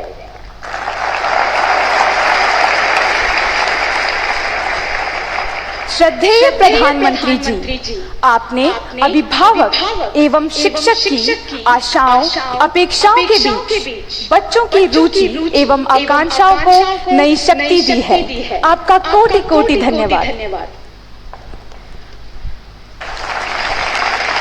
Honorable Prime Minister Sir, from the culturally rich city of Delhi, Vaibhav, a class 10 student of Kendriya Vidyalaya Janakpuri, earnestly seeks your counsel regarding his problem.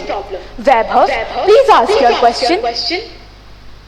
नमस्कार प्रधानमंत्री जी, मेरा नाम वैभव कनौजिया है। मैं कक्षा 10वीं का छात्र हूँ। मैं केंद्रीय विद्यालय जनकपुरी दिल्ली में पढ़ता हूँ।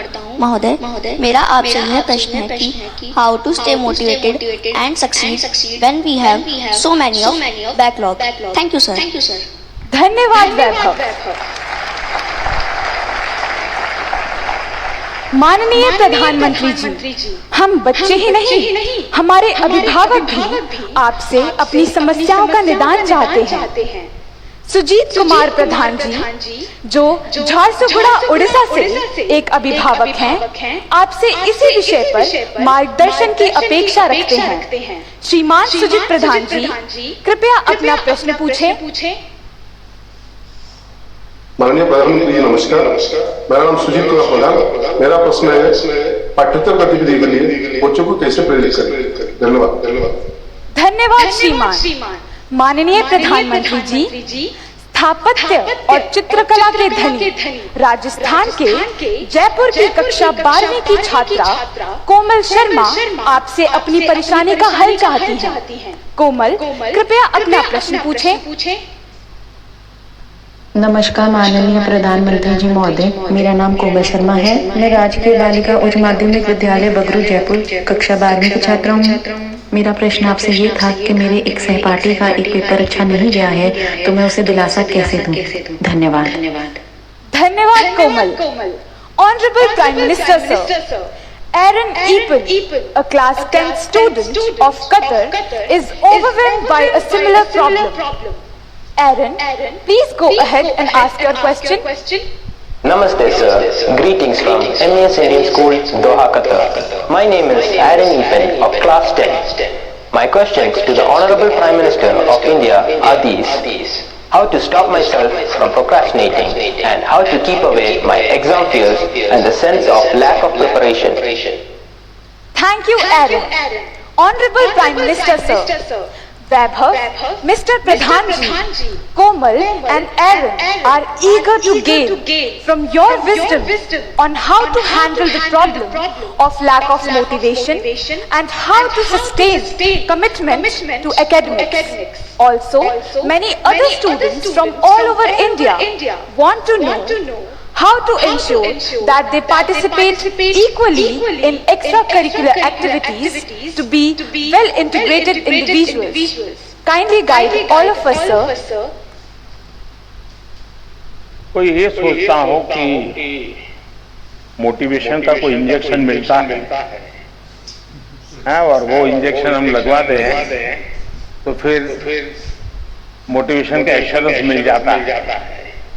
किसी को लगता है कि ये फॉर्मूला मिल जाए तो फिर मोटिवेशन की कभी समस्या नहीं रहेगी। तो मैं समझता हूं कि बहुत बड़ी गलती। लेकिन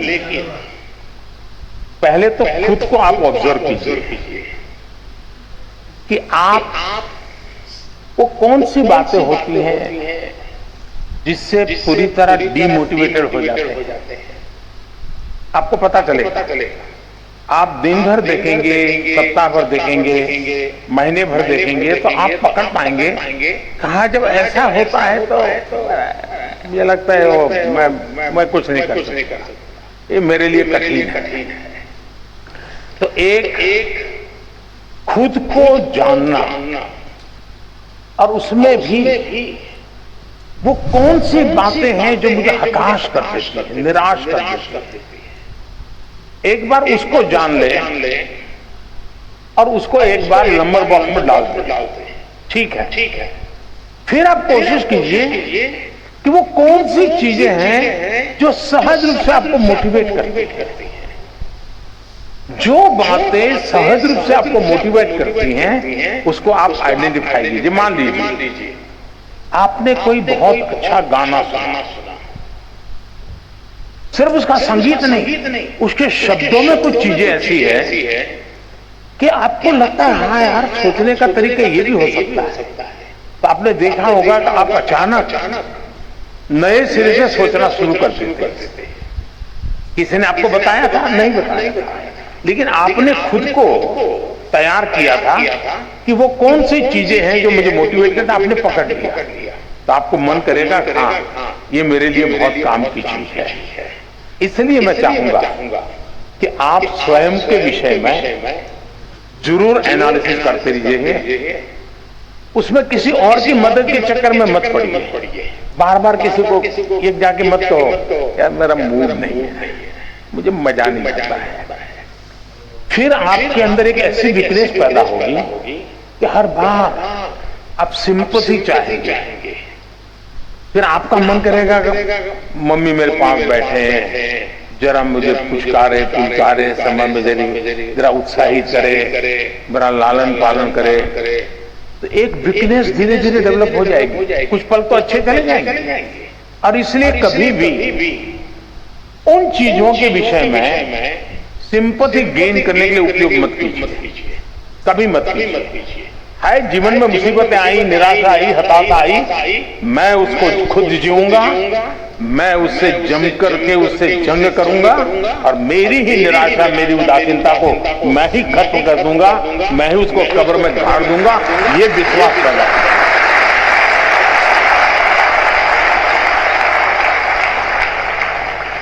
दूसरा है हम किन चीजों को ऑब्जर्व करते हैं? कभी कभी कुछ चीजों को ऑब्जर्व करने से भी हमें बहुत प्रेरणा मिलती है। अब मान लीजिए आपके ही घर में एक 3 साल का बच्चा है, 2 साल का बच्चा है, उसको कुछ लेना है, लेकिन उसके लिए बड़ा मुश्किल है। आप दूर से देखते रहिए कि वो गिर जाएगा, पहुंच नहीं पाएगा, थक जाएगा तो थोड़ी देर चला जाएगा, फिर आएगा, फिर कोशिश करेगा। मतलब आपको वो सिखा रहा है कि ठीक है मेरे लिए मुश्किल है, लेकिन मैं अपनी कोशिश नहीं छोड़ूंगा। ये मोटिवेशन क्या किसी स्कूल में किसी ने पढ़ाया था क्या? उस 2 साल के बच्चे को कोई प्राइम मिनिस्टर गया था कहने के लिए क्या? किसी प्राइम मिनिस्टर ने समझाया था क्या? अरे निराश मत हो जा बेटे, खड़े हो जाओ, दौड़ो, ऐसा कहने गया था क्या?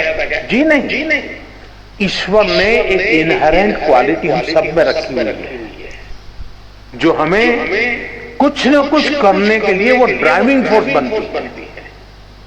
छोटे बालक में भी होता है। हमने कभी इन चीजों को ऑब्जर्व किया है?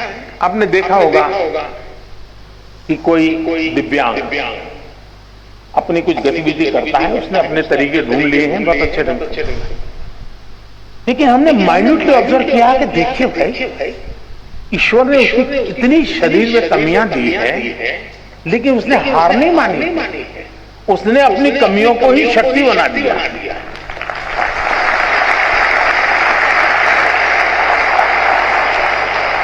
और वो शक्ति खुद को तो दौड़ाती है, वो खुद शक्ति अगर देखने वाला नहीं, ऑब्जर्व करने वाला, जो निरीक्षण करता है, उसको भी प्रेरणा देती है। हम कोशिश करें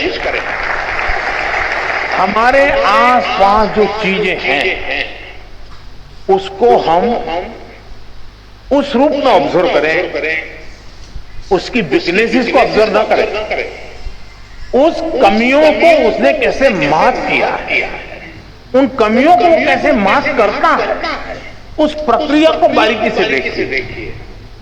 आप फिर अपने आप को उसके साथ कोरिलेट करेंगे कि हाँ, मैं ऐसा होता है तो मैं भी शायद ऐसा कर सकता हूं। ईश्वर ने तो मुझे हाथ पैर सब बहुत बढ़िया दिया है, मुझे तो कोई कमी नहीं है, मैं तो चुप बैठा हूं। अब खुद दौड़ने लग जाएंगे। और इसलिए मुझे लगता है कि दूसरा एक विषय है, क्या कभी आप खुद की एग्जाम लेते हैं क्या? आप अपने एग्जाम भी तो कोई लीजिए, कोई आपके एग्जाम क्यों ले? जैसे मैंने शायद मेरी जो किताब है एग्जाम वॉरियर, उसमें एक जगह पे लिखा हुआ कि आप कभी एग्जाम को ही एक चिट्ठी लिख दो, हे डियर एग्जाम, और उसको लगो तुम क्या समझते हो, मैंने ये तैयारी की है, मैंने ये तैयारी की है, मैंने ये मेहनत की है, मैंने इतना प्रयास किया है, मैंने ये पढ़ा है, मैंने ये लिखा है, मेरी इतनी नोटें भरी हुई है, मैं टीचर के साथ इतने घंटे बैठा हूं, मैंने मम्मी के साथ समय बिताया है, मैं मेरे पड़ोसी के छात्र ने अच्छा काम किया तो उसके जाकर, अरे मैं इतना सीख करके आया, तुम कौन होते हो मेरा मुकाबला करने वाले?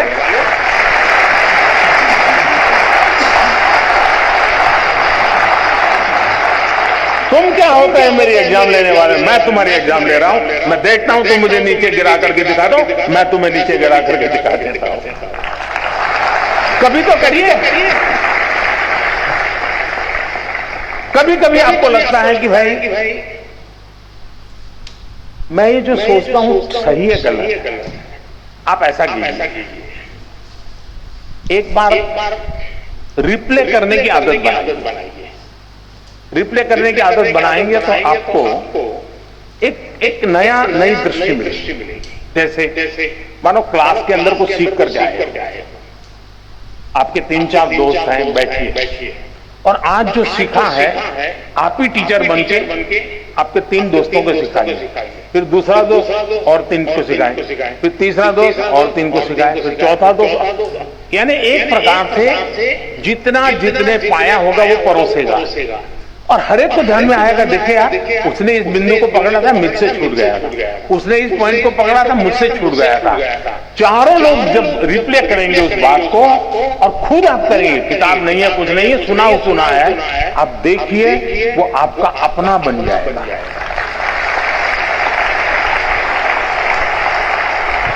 आप चीजों को, अब आपने देखा होगा कहीं कोई घटना घटी हो, बड़े बड़े पॉलिटिकल लीडर को भी ये टीवी वाले खड़े हो जाते हैं ना डंडा लेकर के, और आपने देखा होगा वो जवाब देने में इधर उधर हो जाते हैं। कुछ लोगों को तो पीछे से प्रॉम्प्टिंग करना पड़ता है, आपने देखा होगा।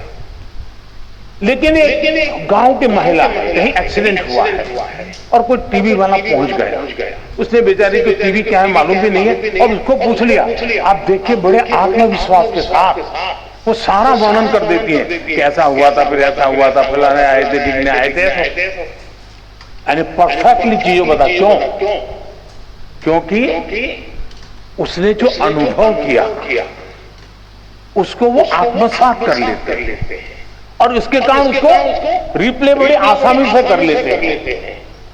और इसलिए मैं मानता हूं कि आप अपने आप को खुले मन से इन चीजों से जोड़ेंगे तो कभी भी निराशा आपके दरवाजे पर दस्तक नहीं दे सकती।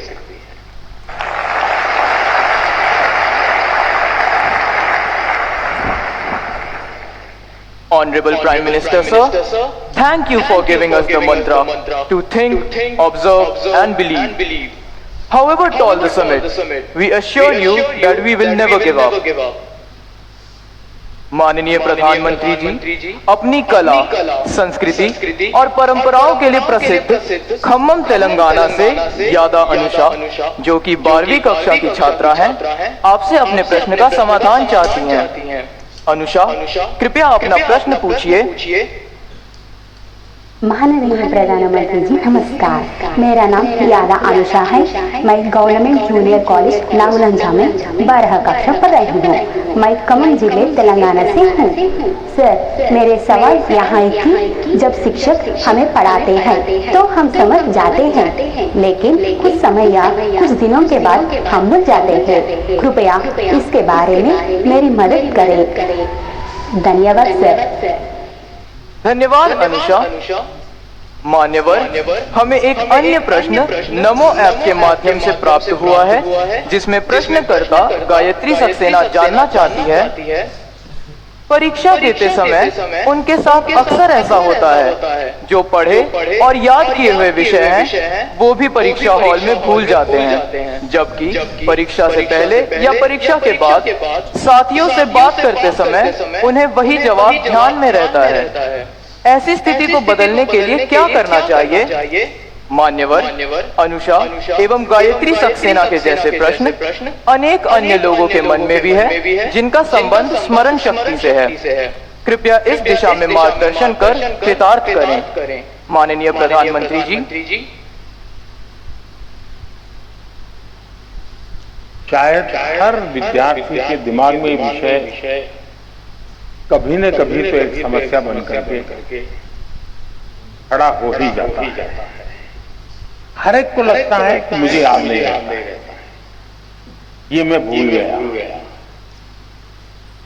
लेकिन आप अगर देखेंगे इवन एग्जाम के टाइम पे अचानक ऐसी चीजें आपकी निकलने लगेगी कि आपको कभी एग्जाम के बाहर, अरे मैंने तो पिछले हफ्ते भर में कभी इस विषय को छुआ नहीं था, अचानक क्वेश्चन आ गया, लेकिन मेरा जवाब बहुत अच्छा हो गया। मतलब कहीं पर स्टोर था, आपका भी ध्यान नहीं था, अंदर स्टोर था। और वो स्टोर क्यों था? क्योंकि जब वो भर रहे थे तब दरवाजे खुले थे, कपबोर्ड खुला हुआ था, इसलिए अंदर हो गया। अगर कपबोर्ड बंद होता, कितना ही परोसते, कुछ नहीं जाता। और इसलिए कभी कभी ध्यान शब्द ऐसा है कि लोग उसको योगा, मेडिटेशन, हिमालय, ऋषि, मुनि वहां जोड़ देते। मेरा बड़ा सिंपल सा मत है, ध्यान का मतलब क्या है? अगर आप यहां आए, लेकिन अभी आप सोचते होंगे कि मम्मी घर पे टीवी देखती होगी, वो ढूंढती होगी मैं किस कोने में बैठा हूं। मतलब आप यहां नहीं, आप घर में। आपके दिमाग में यही है कि मम्मी टीवी देखती होगी कि नहीं देखती। मैं यहां बैठा हूं, वो उनको नजर आया होगा कि नहीं आया होगा। आपका ध्यान यहां होना चाहिए था, लेकिन आपका ध्यान वहां है, मतलब आप बेध्यान है। अगर आप यहां हैं तो आप ध्यान में हैं, आप वहां हैं तो बेध्यान है। और इसलिए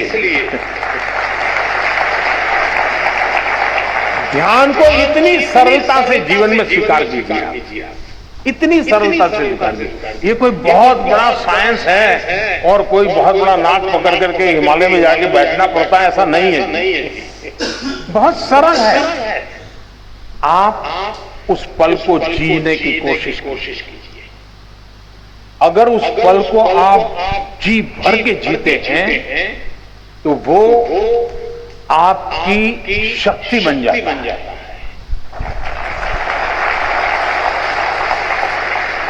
बहुत से लोग आपने देखे होंगे, सुबह चाय पीते रहते होंगे, अखबार पढ़ते होंगे।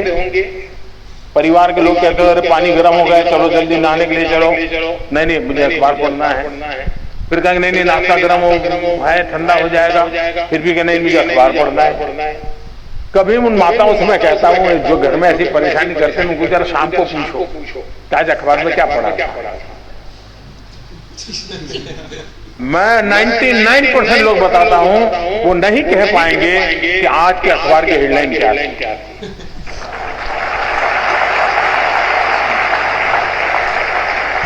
क्यों? वो न जागृत है, न वो उस पल को जी रहा है। वो आदतन पन्ने घुमा रहा है, आंखें देख रही हैं, चीजें पढ़ी जा रही हैं, कुछ भी रजिस्टर नहीं हो रहा है। और अगर रजिस्टर नहीं हो रहा है तो मेमोरी चिप में जाता नहीं है। और इसलिए आपके लिए पहली आवश्यकता ये है, आप जो भी करें उसे उस वर्तमान को, और मेरा अभी भी मत है कि परमात्मा की इस सृष्टि को सबसे बड़ी कोई सौगात है। अगर मुझे कोई पूछेगा तो मैं कहूंगा वो सौगात वर्तमान है। जो इस वर्तमान को जान पाता है, जो इस वर्तमान को जी पाता है, जो इस वर्तमान को आत्मसात कर पाता है, उसके लिए भविष्य के लिए कभी भी क्वेश्चन मार्क नहीं होता।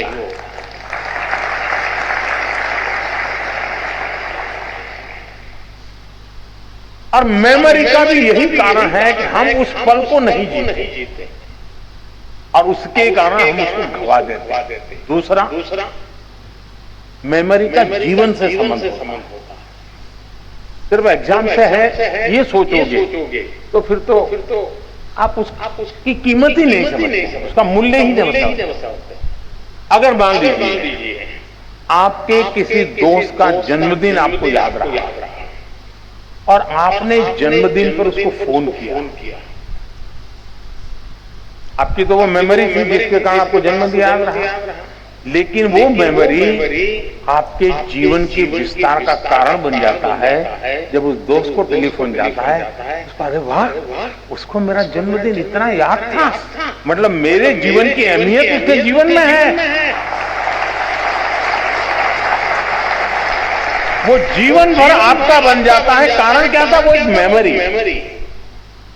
मेमोरी जीवन के विस्तार का बहुत बड़ा कैटलिक एजेंट है। और इसलिए हम हमारी स्मृति को सिर्फ परीक्षा तक, सवाल जवाब तक सीमित न करें, आप उसका विस्तार करते चलिए।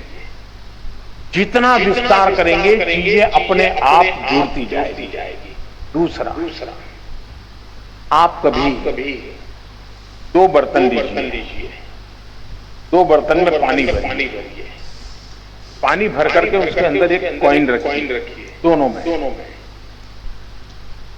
पानी शुद्ध है, स्वच्छ है, दोनों एक ही प्रकार का पानी है, दोनों एक ही प्रकार के बर्तन है, दोनों एक ही प्रकार के उसमें कॉइन है और आप उसको देखिए।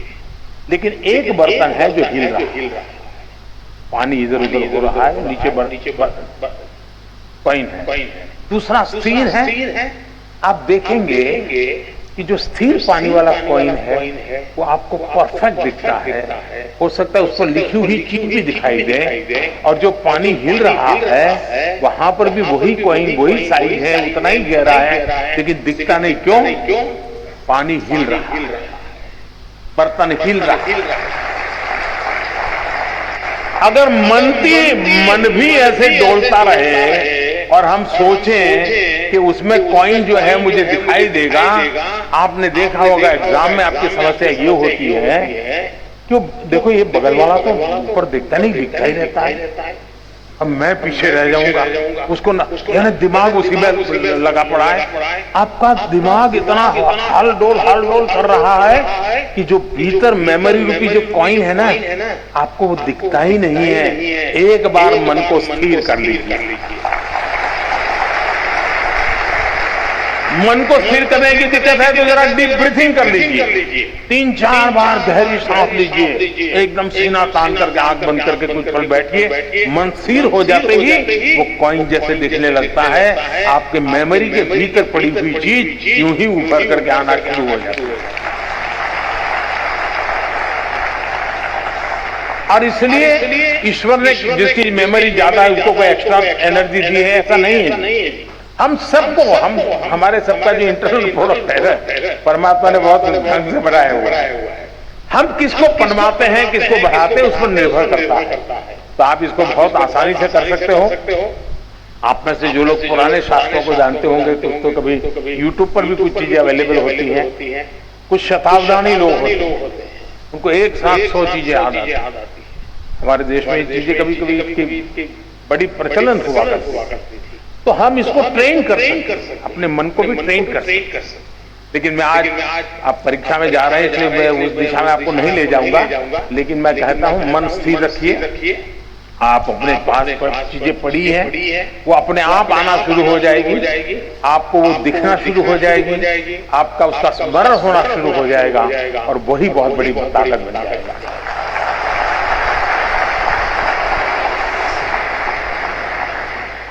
माननीय प्रधानमंत्री जी, आपने जिस स्नेहपूर्ण सरलता से हमें ध्यान की विधि सिखाई, निश्चय ही मेरी तरह सबका मन खिल उठा है। धन्यवाद महोदय। माननीय प्रधानमंत्री जी, खनिज संसाधनों से समृद्ध राज्य, मनोरम पर्यटन स्थल रामगढ़ झारखंड से कक्षा 10वीं की छात्रा श्वेता कुमारी आपसे अपने प्रश्न का समाधान चाहती है। श्वेता, कृपया अपना प्रश्न रखिए। माननीय प्रधानमंत्री जी नमस्कार, मैं श्वेता कुमारी केंद्रीय विद्यालय पिथौरागढ़ 10वीं की छात्रा। मैं आपसे एक प्रश्न करना चाहती हूँ। मेरी पढ़ाई में प्रोडक्टिविटी रात के समय अधिक होती है, पर मुझे दिन में पढ़ने को मिलती है, मैं क्या करूँ? धन्यवाद श्वेता। आदरणीय प्रधानमंत्री जी, नमो ऐप के माध्यम से प्राप्त प्रश्न जिसमें राघव जोशी के सामने एक अजीब सी दुविधा है। माँ बाप हमेशा कहते हैं पहले पढ़ाई करो फिर खेल कूद करो, लेकिन उन्हें लगता है कि खेलने कूदने के बाद पढ़ाई करते हैं तो उन्हें चीजें बेहतर तरीके से समझ में आती हैं। कृपया राघव एवं श्वेता के साथ साथ उन जैसे कई विद्यार्थियों को समझाएं कि वे ऐसा क्या करें कि उनकी प्रोडक्टिविटी श्रेष्ठतम हो। हम सबकी दुविधा का समाधान करने की कृपा करें। माननीय प्रधानमंत्री जी। ये बात सही है कि हर कोई चाहता है कि उसके समय का सदुपयोग हो, जिस काम के लिए समय लगाया है उसका उतना ही उसको लाभ मिले। और ये अच्छी सोच है और ये आवश्यक भी सोच कि हमें हमेशा जागृत रूप से प्रयास करना चाहिए कि क्या मैं जो समय लगा रहा हूं, मैं जो समय खपा रहा हूं, उसका मुझे आउटकम मिलता है कि नहीं मिलता है। आउटपुट तो दिखेगा, आउटकम नहीं दिखेगा। इसलिए पहले तो खुद में एक आदत डालनी चाहिए कि मैंने जितना इन्वेस्ट किया उतना मुझे प्राप्त हुआ कि नहीं हुआ, और इसका हम हिसाब किताब लगा सकते हैं। और ये आदत हमको डालनी चाहिए कि भी मैंने आज मैथमेटिक्स के पीछे 1 घंटा लगा दिया, तो मुझे उस 1 घंटे में जो मुझे करना था वो मैं कर पाया या नहीं कर पाया। उसमें से जो सवाल मुझे कठिन लगते थे वो अब मुझे सहज हो गए नहीं हो गए, मतलब मेरा आउटकम इंप्रूव हो रहा है। ये हमें एनालिसिस करने की आदत डालनी चाहिए। बहुत कम लोगों को एनालिसिस की आदत होती है, वो एक के बाद एक पूरा करते ही जाते हैं, करते ही जाते हैं, करते ही जाते हैं, और बाद में पता ही नहीं रहता कि अरे वो जरा ज्यादा ध्यान देने की जरूरत थी, उसको मैंने ज्यादा ध्यान देने की जरूरत नहीं थी। कभी कभी क्या होता है, हमारे अपने टाइम टेबल में जो सबसे सरल है, जो सबसे प्रिय है, हम घूम फिर करके उसी में घुस जाते हैं। मन करता है चलो इसी को कर ले, क्यों? आनंद आता है। और उसके कारण जो कम पसंद है, थोड़ा कठिन है, उससे बचने की कोशिश करते हैं। आपने देखा होगा हमारा बॉडी जो है ना, वो बॉडी शब्द मेरा अच्छा नहीं है, लेकिन सरलता के लिए बता देता। कभी कभी लगता है हमारा बॉडी चीटर है। आप तय करें मुझे ऐसे बैठना है, आपको पता ही नहीं होगा कैसे ऐसे हो जाते हो, पता ही नहीं होता। मतलब आपके साथ आपका बॉडी चीटिंग करता है। आपने मन से तय किया कि मुझे ऐसे ही बैठना है, लेकिन थोड़ी देर में ढीले हो जाते हो, हाथ पैर, यानी जो ओरिजिनल स्वभाव है वहां बॉडी आपको ढल जाती है। फिर जागरूक होकर के ऐसे कर लोगे, फिर हो जाते। मतलब ये बॉडी जैसे चीटर है ना, वैसे मन भी चीटिंग करता है। और इससे हमें इस चीटिंग से बचना चाहिए। हमारा मन हमारा चीटर नहीं बनना चाहिए। वो कैसे बन जाता है कि जो चीज मन को पसंद है हम उसी पे चले जाते हैं। हमें जो जरूरी है, महात्मा गांधी जी श्रेय और प्रेय की बात करते थे। जो चीज श्रेयस्कर है और जो चीज प्रिय है, व्यक्ति श्रेयस्कर के बजाय प्रिय की तरफ चला जाता है। जो श्रेयस्कर है उस पर हमने चिपक के रहना चाहिए, ये बहुत आवश्यक होता है। और उसी की तरफ अगर मन चीटिंग करता है, वहां ले जाता है, फिर खींच के ले आओ, तो आपकी प्रोडक्टिविटी है, आपका आउटकम बढ़ेगा। और उसके लिए प्रयास करना चाहिए। दूसरा, ये जो सोचना कि मैं रात को पढ़ूं तो अच्छा होता है, कोई कहता है मैं सुबह पढ़ूं तो अच्छा होता है, कोई कहे खाना खा करके पढ़ूं तो अच्छा होता है, कोई कहता है भूखा रह करके पढ़ूं। ये हर एक की अपनी अपनी प्रकृति होती है। आप ऑब्जर्व कीजिए अपने आप को, किस चीज में आप कंफर्टेबल है। एक्चुअली है आप कंफर्ट होने चाहिए। अगर आप कंफर्ट नहीं है उस परिषद से, बैठने से, उठने से, तो आप शायद इसको नहीं कर। अब कुछ लोग ऐसे होते हैं कि एक ही प्रकार की जगह होगी तब नींद आएगी उसको। मुझे याद है मैं बहुत साल पहले एक मूवी देखी थी।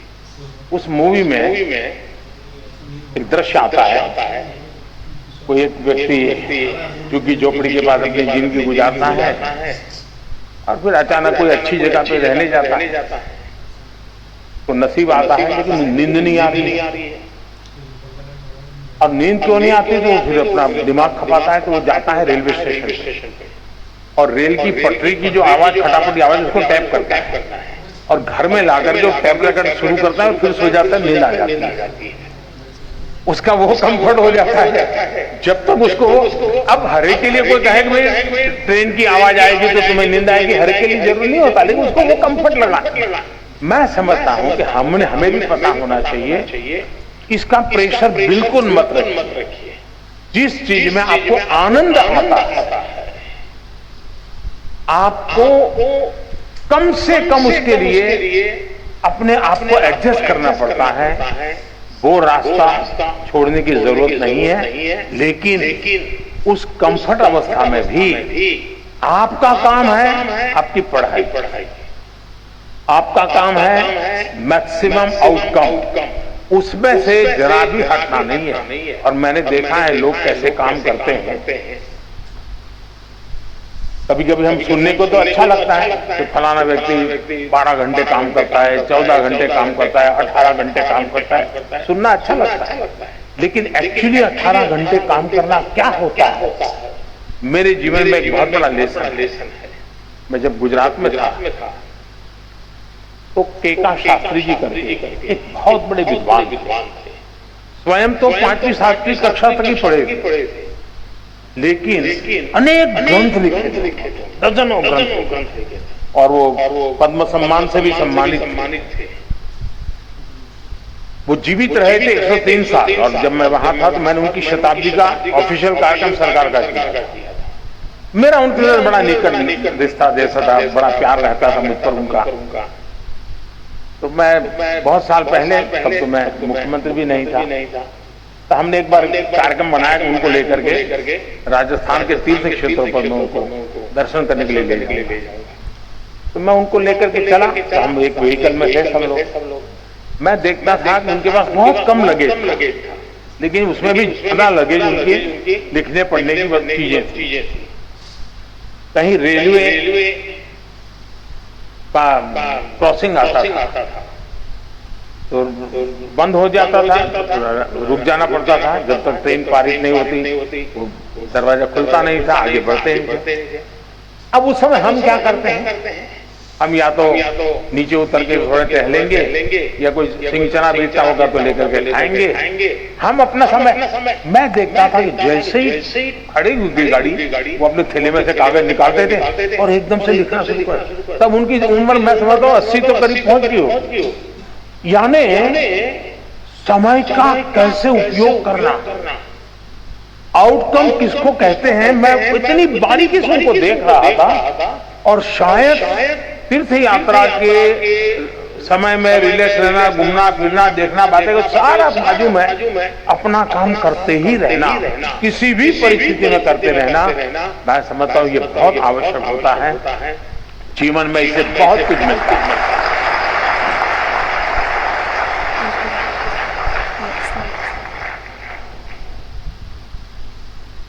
Honorable Sir, thank you for making us understand the importance of self-analysis and realizing that we should learn joyfully for rising to excellence. Honorable Prime Minister Sir, Erica George, a student of class 9 from the beautiful lush green land with eucalyptus forest, Udhampur, Union Territory of Jammu and Kashmir, seeks your guidance. Erica, please ask your question. Greetings, Honorable Prime Minister Sir. I'm Erica George from APS Udhampur, Jammu and Kashmir from 9th. So the question that I wanted to ask was, nowadays there's a lot of competition, especially in the academic fields and in a country like India. In this case, there are a lot of people who are really very talented and knowledgeable, but due to some reason they could not appear for the exams. Maybe they could not choose the right path, or maybe they did not have the proper counseling. So sir, in this case, what can we do for these people so that the talent of these people does not go to a waste and instead can be utilized in a better and efficient way? Thank you, sir. Thank you, Erica. Honorable Prime Minister Sir, Hari Om Mishra, a class 12 student from Industrial Hub, Gautam Budh Nagar, Uttar Pradesh, is preparing for his board exams and wishes to ask a similar question that has been invited by a competition organized by ZTV. Hari Om, please ask your question. नमस्कार, मेरा नाम हरिओम मिश्रा है और मैं Cambridge school Noida की 12वीं कक्षा का छात्र हूँ। मेरा आज प्रधानमंत्री जी से सवाल है कि जैसा इस साल कॉलेज में एडमिशन की प्रक्रिया में काफी बदलाव लाए गए हैं और इस साल बोर्ड परीक्षा के पैटर्न में भी काफी बदलाव लाए गए हैं, तो इन सारे बदलावों के बीच में हम विद्यार्थी अभी बोर्ड परीक्षा पर ध्यान दें या फिर हम कॉलेज के एडमिशन की प्रक्रिया पर ध्यान दें, हम किस चीज को और अपनी तैयारी किस प्रकार करें? Thank you, Hari Om. Honorable Prime Minister Sir, just like Erica and Hari Om, Many students from different parts of the country have expressed their anxiety and concern about whether to focus on studies, competitive exams, board exam preparation or college admission. We all seek your guidance, Honorable Prime Minister, sir. वैसे दो अलग अलग प्रकार के सवाल हैं। एक विषय है कंपटीशन और दूसरा विषय है कि ये एग्जाम दूं या वो एग्जाम, और एक ही समय दो एग्जाम है तो क्या। मैं नहीं मानता हूं कि हमने एग्जाम के लिए पढ़ना चाहिए, गलती वही हो जाती। मैं इस एग्जाम के लिए पढ़ूंगा, मैं इस एग्जाम के लिए पढ़ूंगा, इसका मतलब हुआ कि आप पढ़ नहीं रहे हैं, आप उन जड़ी बूटियों को खोज रहे हैं जो आपका काम आसान करते हैं। और शायद इसी के कारण हमारे लिए अलग अलग एग्जाम अलग लगते हैं, कठिन लगते हैं। हकीकत ये है कि जो भी हम पढ़ रहे हैं उसको पूर्ण रूप से हम पूरी तरह उसको आत्मसात करेंगे, फिर वो बोर्ड का एग्जाम है या एंट्रेंस एग्जाम है या जॉब के लिए कोई इंटरव्यू या एग्जाम है, कहीं पर भी हो सकता है एग्जाम। अगर आपने अपनी शिक्षा का पूर्ण रूप से साक्षात्कार किया है, आत्मसात की है, तो आपको एग्जाम का रूप क्या है वो रुकावट नहीं बनेगा।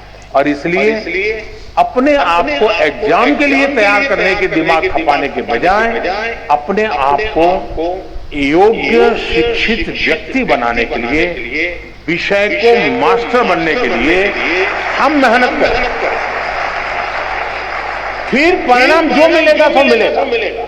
जहां पहली आएगी वो उसको पहले मुकाबला करेंगे, दूसरा आएगा दूसरे से मुकाबला करेंगे। लेकिन मुकाबला इसलिए करते हैं कि अब जो मैंने खिलाड़ी आपने देखा होगा, वो खिलाड़ी खेल के अंदर पारंगत होता है।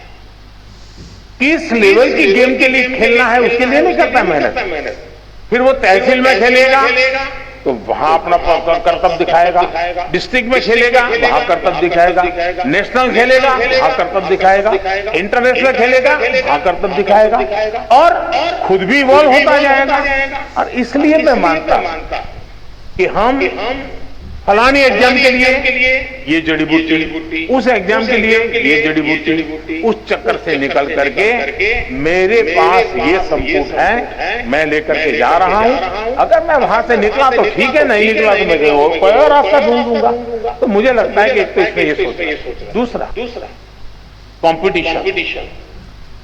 देखिए दोस्तों, कंपटीशन को हम जीवन की सबसे बड़ी सौगात मानना चाहिए। अगर कंपटीशन नहीं है तो जिंदगी किस चीज की जी? फिर तो हम ऐसे ही खुद रहेंगे, वाह कोई कुछ नहीं है, हम है बस। ऐसा नहीं होना चाहिए। सचमुच में तो हमने कंपटीशन को इनवाइट करना चाहिए, तभी तो हमारी कसौटी होती है। मैं तो कहूंगा घर में भी कभी छुट्टी का दिन है, पढ़ना नहीं है, एग्जाम नहीं, कुछ नहीं है, तो भाई बहन बैठ करके कंपटीशन लगाओ। तुम 4 रोटी खाते हो, मैं 5 खाता हूं, तुम 5 खाते हो, मैं 6 खाता हूं। अरे करो तो कंपटीशन। जिंदगी को कंपटीशन हमने निमंत्रण देना चाहिए।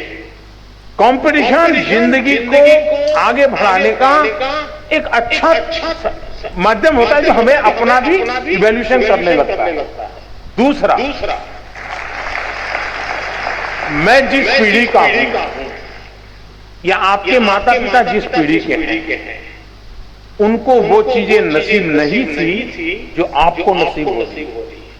आप उस भाग्यवान जनरेशन में हैं जो भाग्य आपके पहले की किसी भी जनरेशन को इतनी बड़ी मात्रा में कभी नहीं मिला। और वो है, जैसे कंपटीशन ज्यादा है तो चॉइस भी ज्यादा है, अवसर भी अनेक हैं।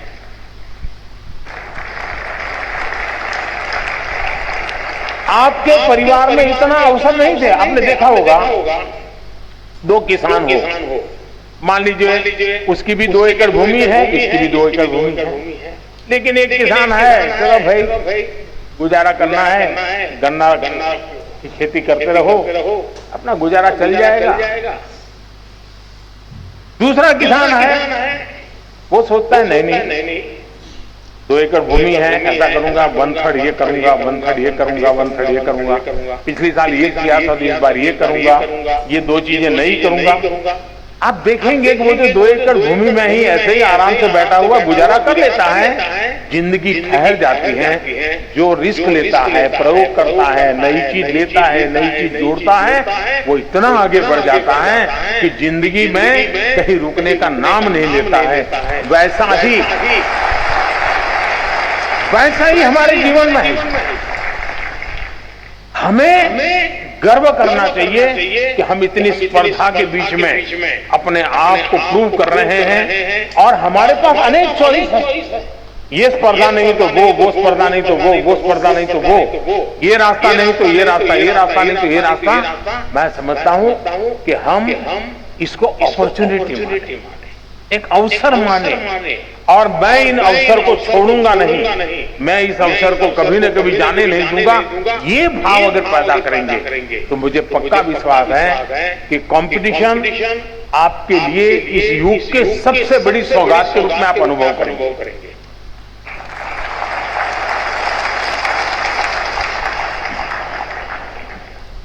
माननीय प्रधानमंत्री जी, आपने हमें ज्ञान को आत्मसात करने की प्रेरणा दी, जिससे जीवन में सफलता मिलती है। आपका धन्यवाद। श्रद्धेय प्रधानमंत्री जी, नवसारी गुजरात से एक अभिभावक सुश्री सीमा चिंतन देसाई आपके सम्मुख एक प्रश्न रखना चाहती हैं। महोदया, कृपया अपनी बात रखें। नमस्ते। I'm Seema Chintan Desai from Navsari, Bharat. Sir, अब इतने सारे यंगस्टर्स के आइकन हैं, रीजन आप सिर्फ बोलते हो और जो बोलते हो वो करके दिखाते हो। सर एक प्रश्न, भारतीय ग्रामीण अंचल की बालिकाओं हेतु अनेक योजनाएं चलाई। इसकी प्रगति के लिए हमारा समाज क्या योगदान दे सकता है? कृपया मार्गदर्शन करें। धन्यवाद महोदया। मान्यवर सीमा चिंतन देसाई जी ग्रामीण क्षेत्र की बालिकाओं की शिक्षा को लेकर चिंतित हैं और श्रीमान से जानना चाहती है कि इस दिशा में आपके मंतव्य क्या हैं। माननीय प्रधानमंत्री जी। वैसे मैं समझता हूं कि स्थितियां काफी बदली है। पहले के समय में जब शिक्षा की बात आती थी तो माँ बाप को लगता था कि बेटे को पढ़ाना चाहिए। अपने लिमिटेड संसाधन से भी उनको लगता था कि इतने स्थिति है, चलो बच्चा पढ़ेगा तो कुछ कमाएगा। और कभी कभी कुछ माँ बाप ये भी कह देते थे, अरे बेटी को पढ़ा के क्या करना है, उसको नौकरी थोड़ी करवानी है, अब वो तो अपना ससुराल जाएगी, वो अपना जिंदगी का गुजारा कर लेगी। ये मानसिकता का कोई एक कालखंड था। हो सकता है आज भी कुछ गांवों में कहीं पर इस प्रकार की मानसिकता बची हुई, लेकिन बाय एंड लार्ज आज स्थितियां बदली और समाज बेटियों के सामर्थ्य को जानने में अगर पीछे रह गया तो वो समाज कभी आगे नहीं बढ़ेगा।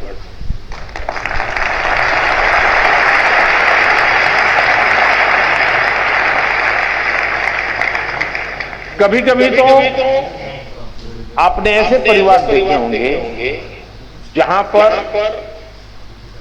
ये कहते होंगे भाई बेटा तो होना ही चाहिए ताकि बुढ़ापे में काम आएगा।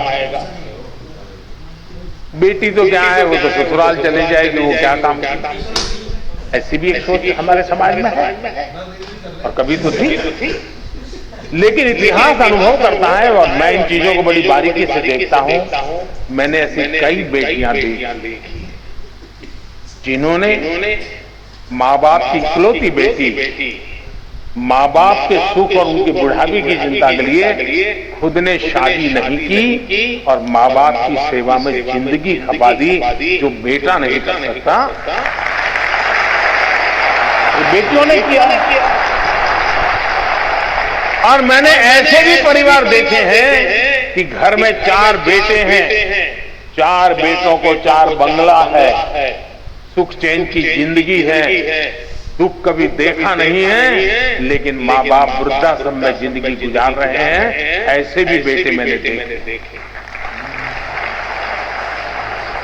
इसलिए पहली बात है, समाज के अंदर बेटे बेटी एक समान, कोई भेदभाव नहीं। ये आज के युग की अनिवार्यता है और हर युग की अनिवार्यता है। और भारत में कुछ विकृतियां आई हैं, आने के कुछ कारण रहे होंगे, लेकिन ये देश गर्व कर सकता है। अगर गवर्नेंस की बात याद आया करें तो किसी जमाने में अहल्या देवी का नाम आता था बेस्ट गवर्नेंस के लिए। कभी वीरता की बात आए तो रानी की झांसी लक्ष्मीबाई का नाम आता था वीरता के लिए। बेटियां ही तो थी। यानी कोई युग ऐसा नहीं होगा। और हमारे यहां तो विदुषी ज्ञान का भंडार बेटियों ने करके दिखाया है। तो पहले तो हमारी अपनी मानसिकता, दूसरा आज स्थिति बदली हुई है। आज तो आप देखेंगे नए जो बच्चे स्कूल आते हैं ना, तो बेटों से ज्यादा बेटियों की संख्या होती है। ये हिसाब आ रहा है।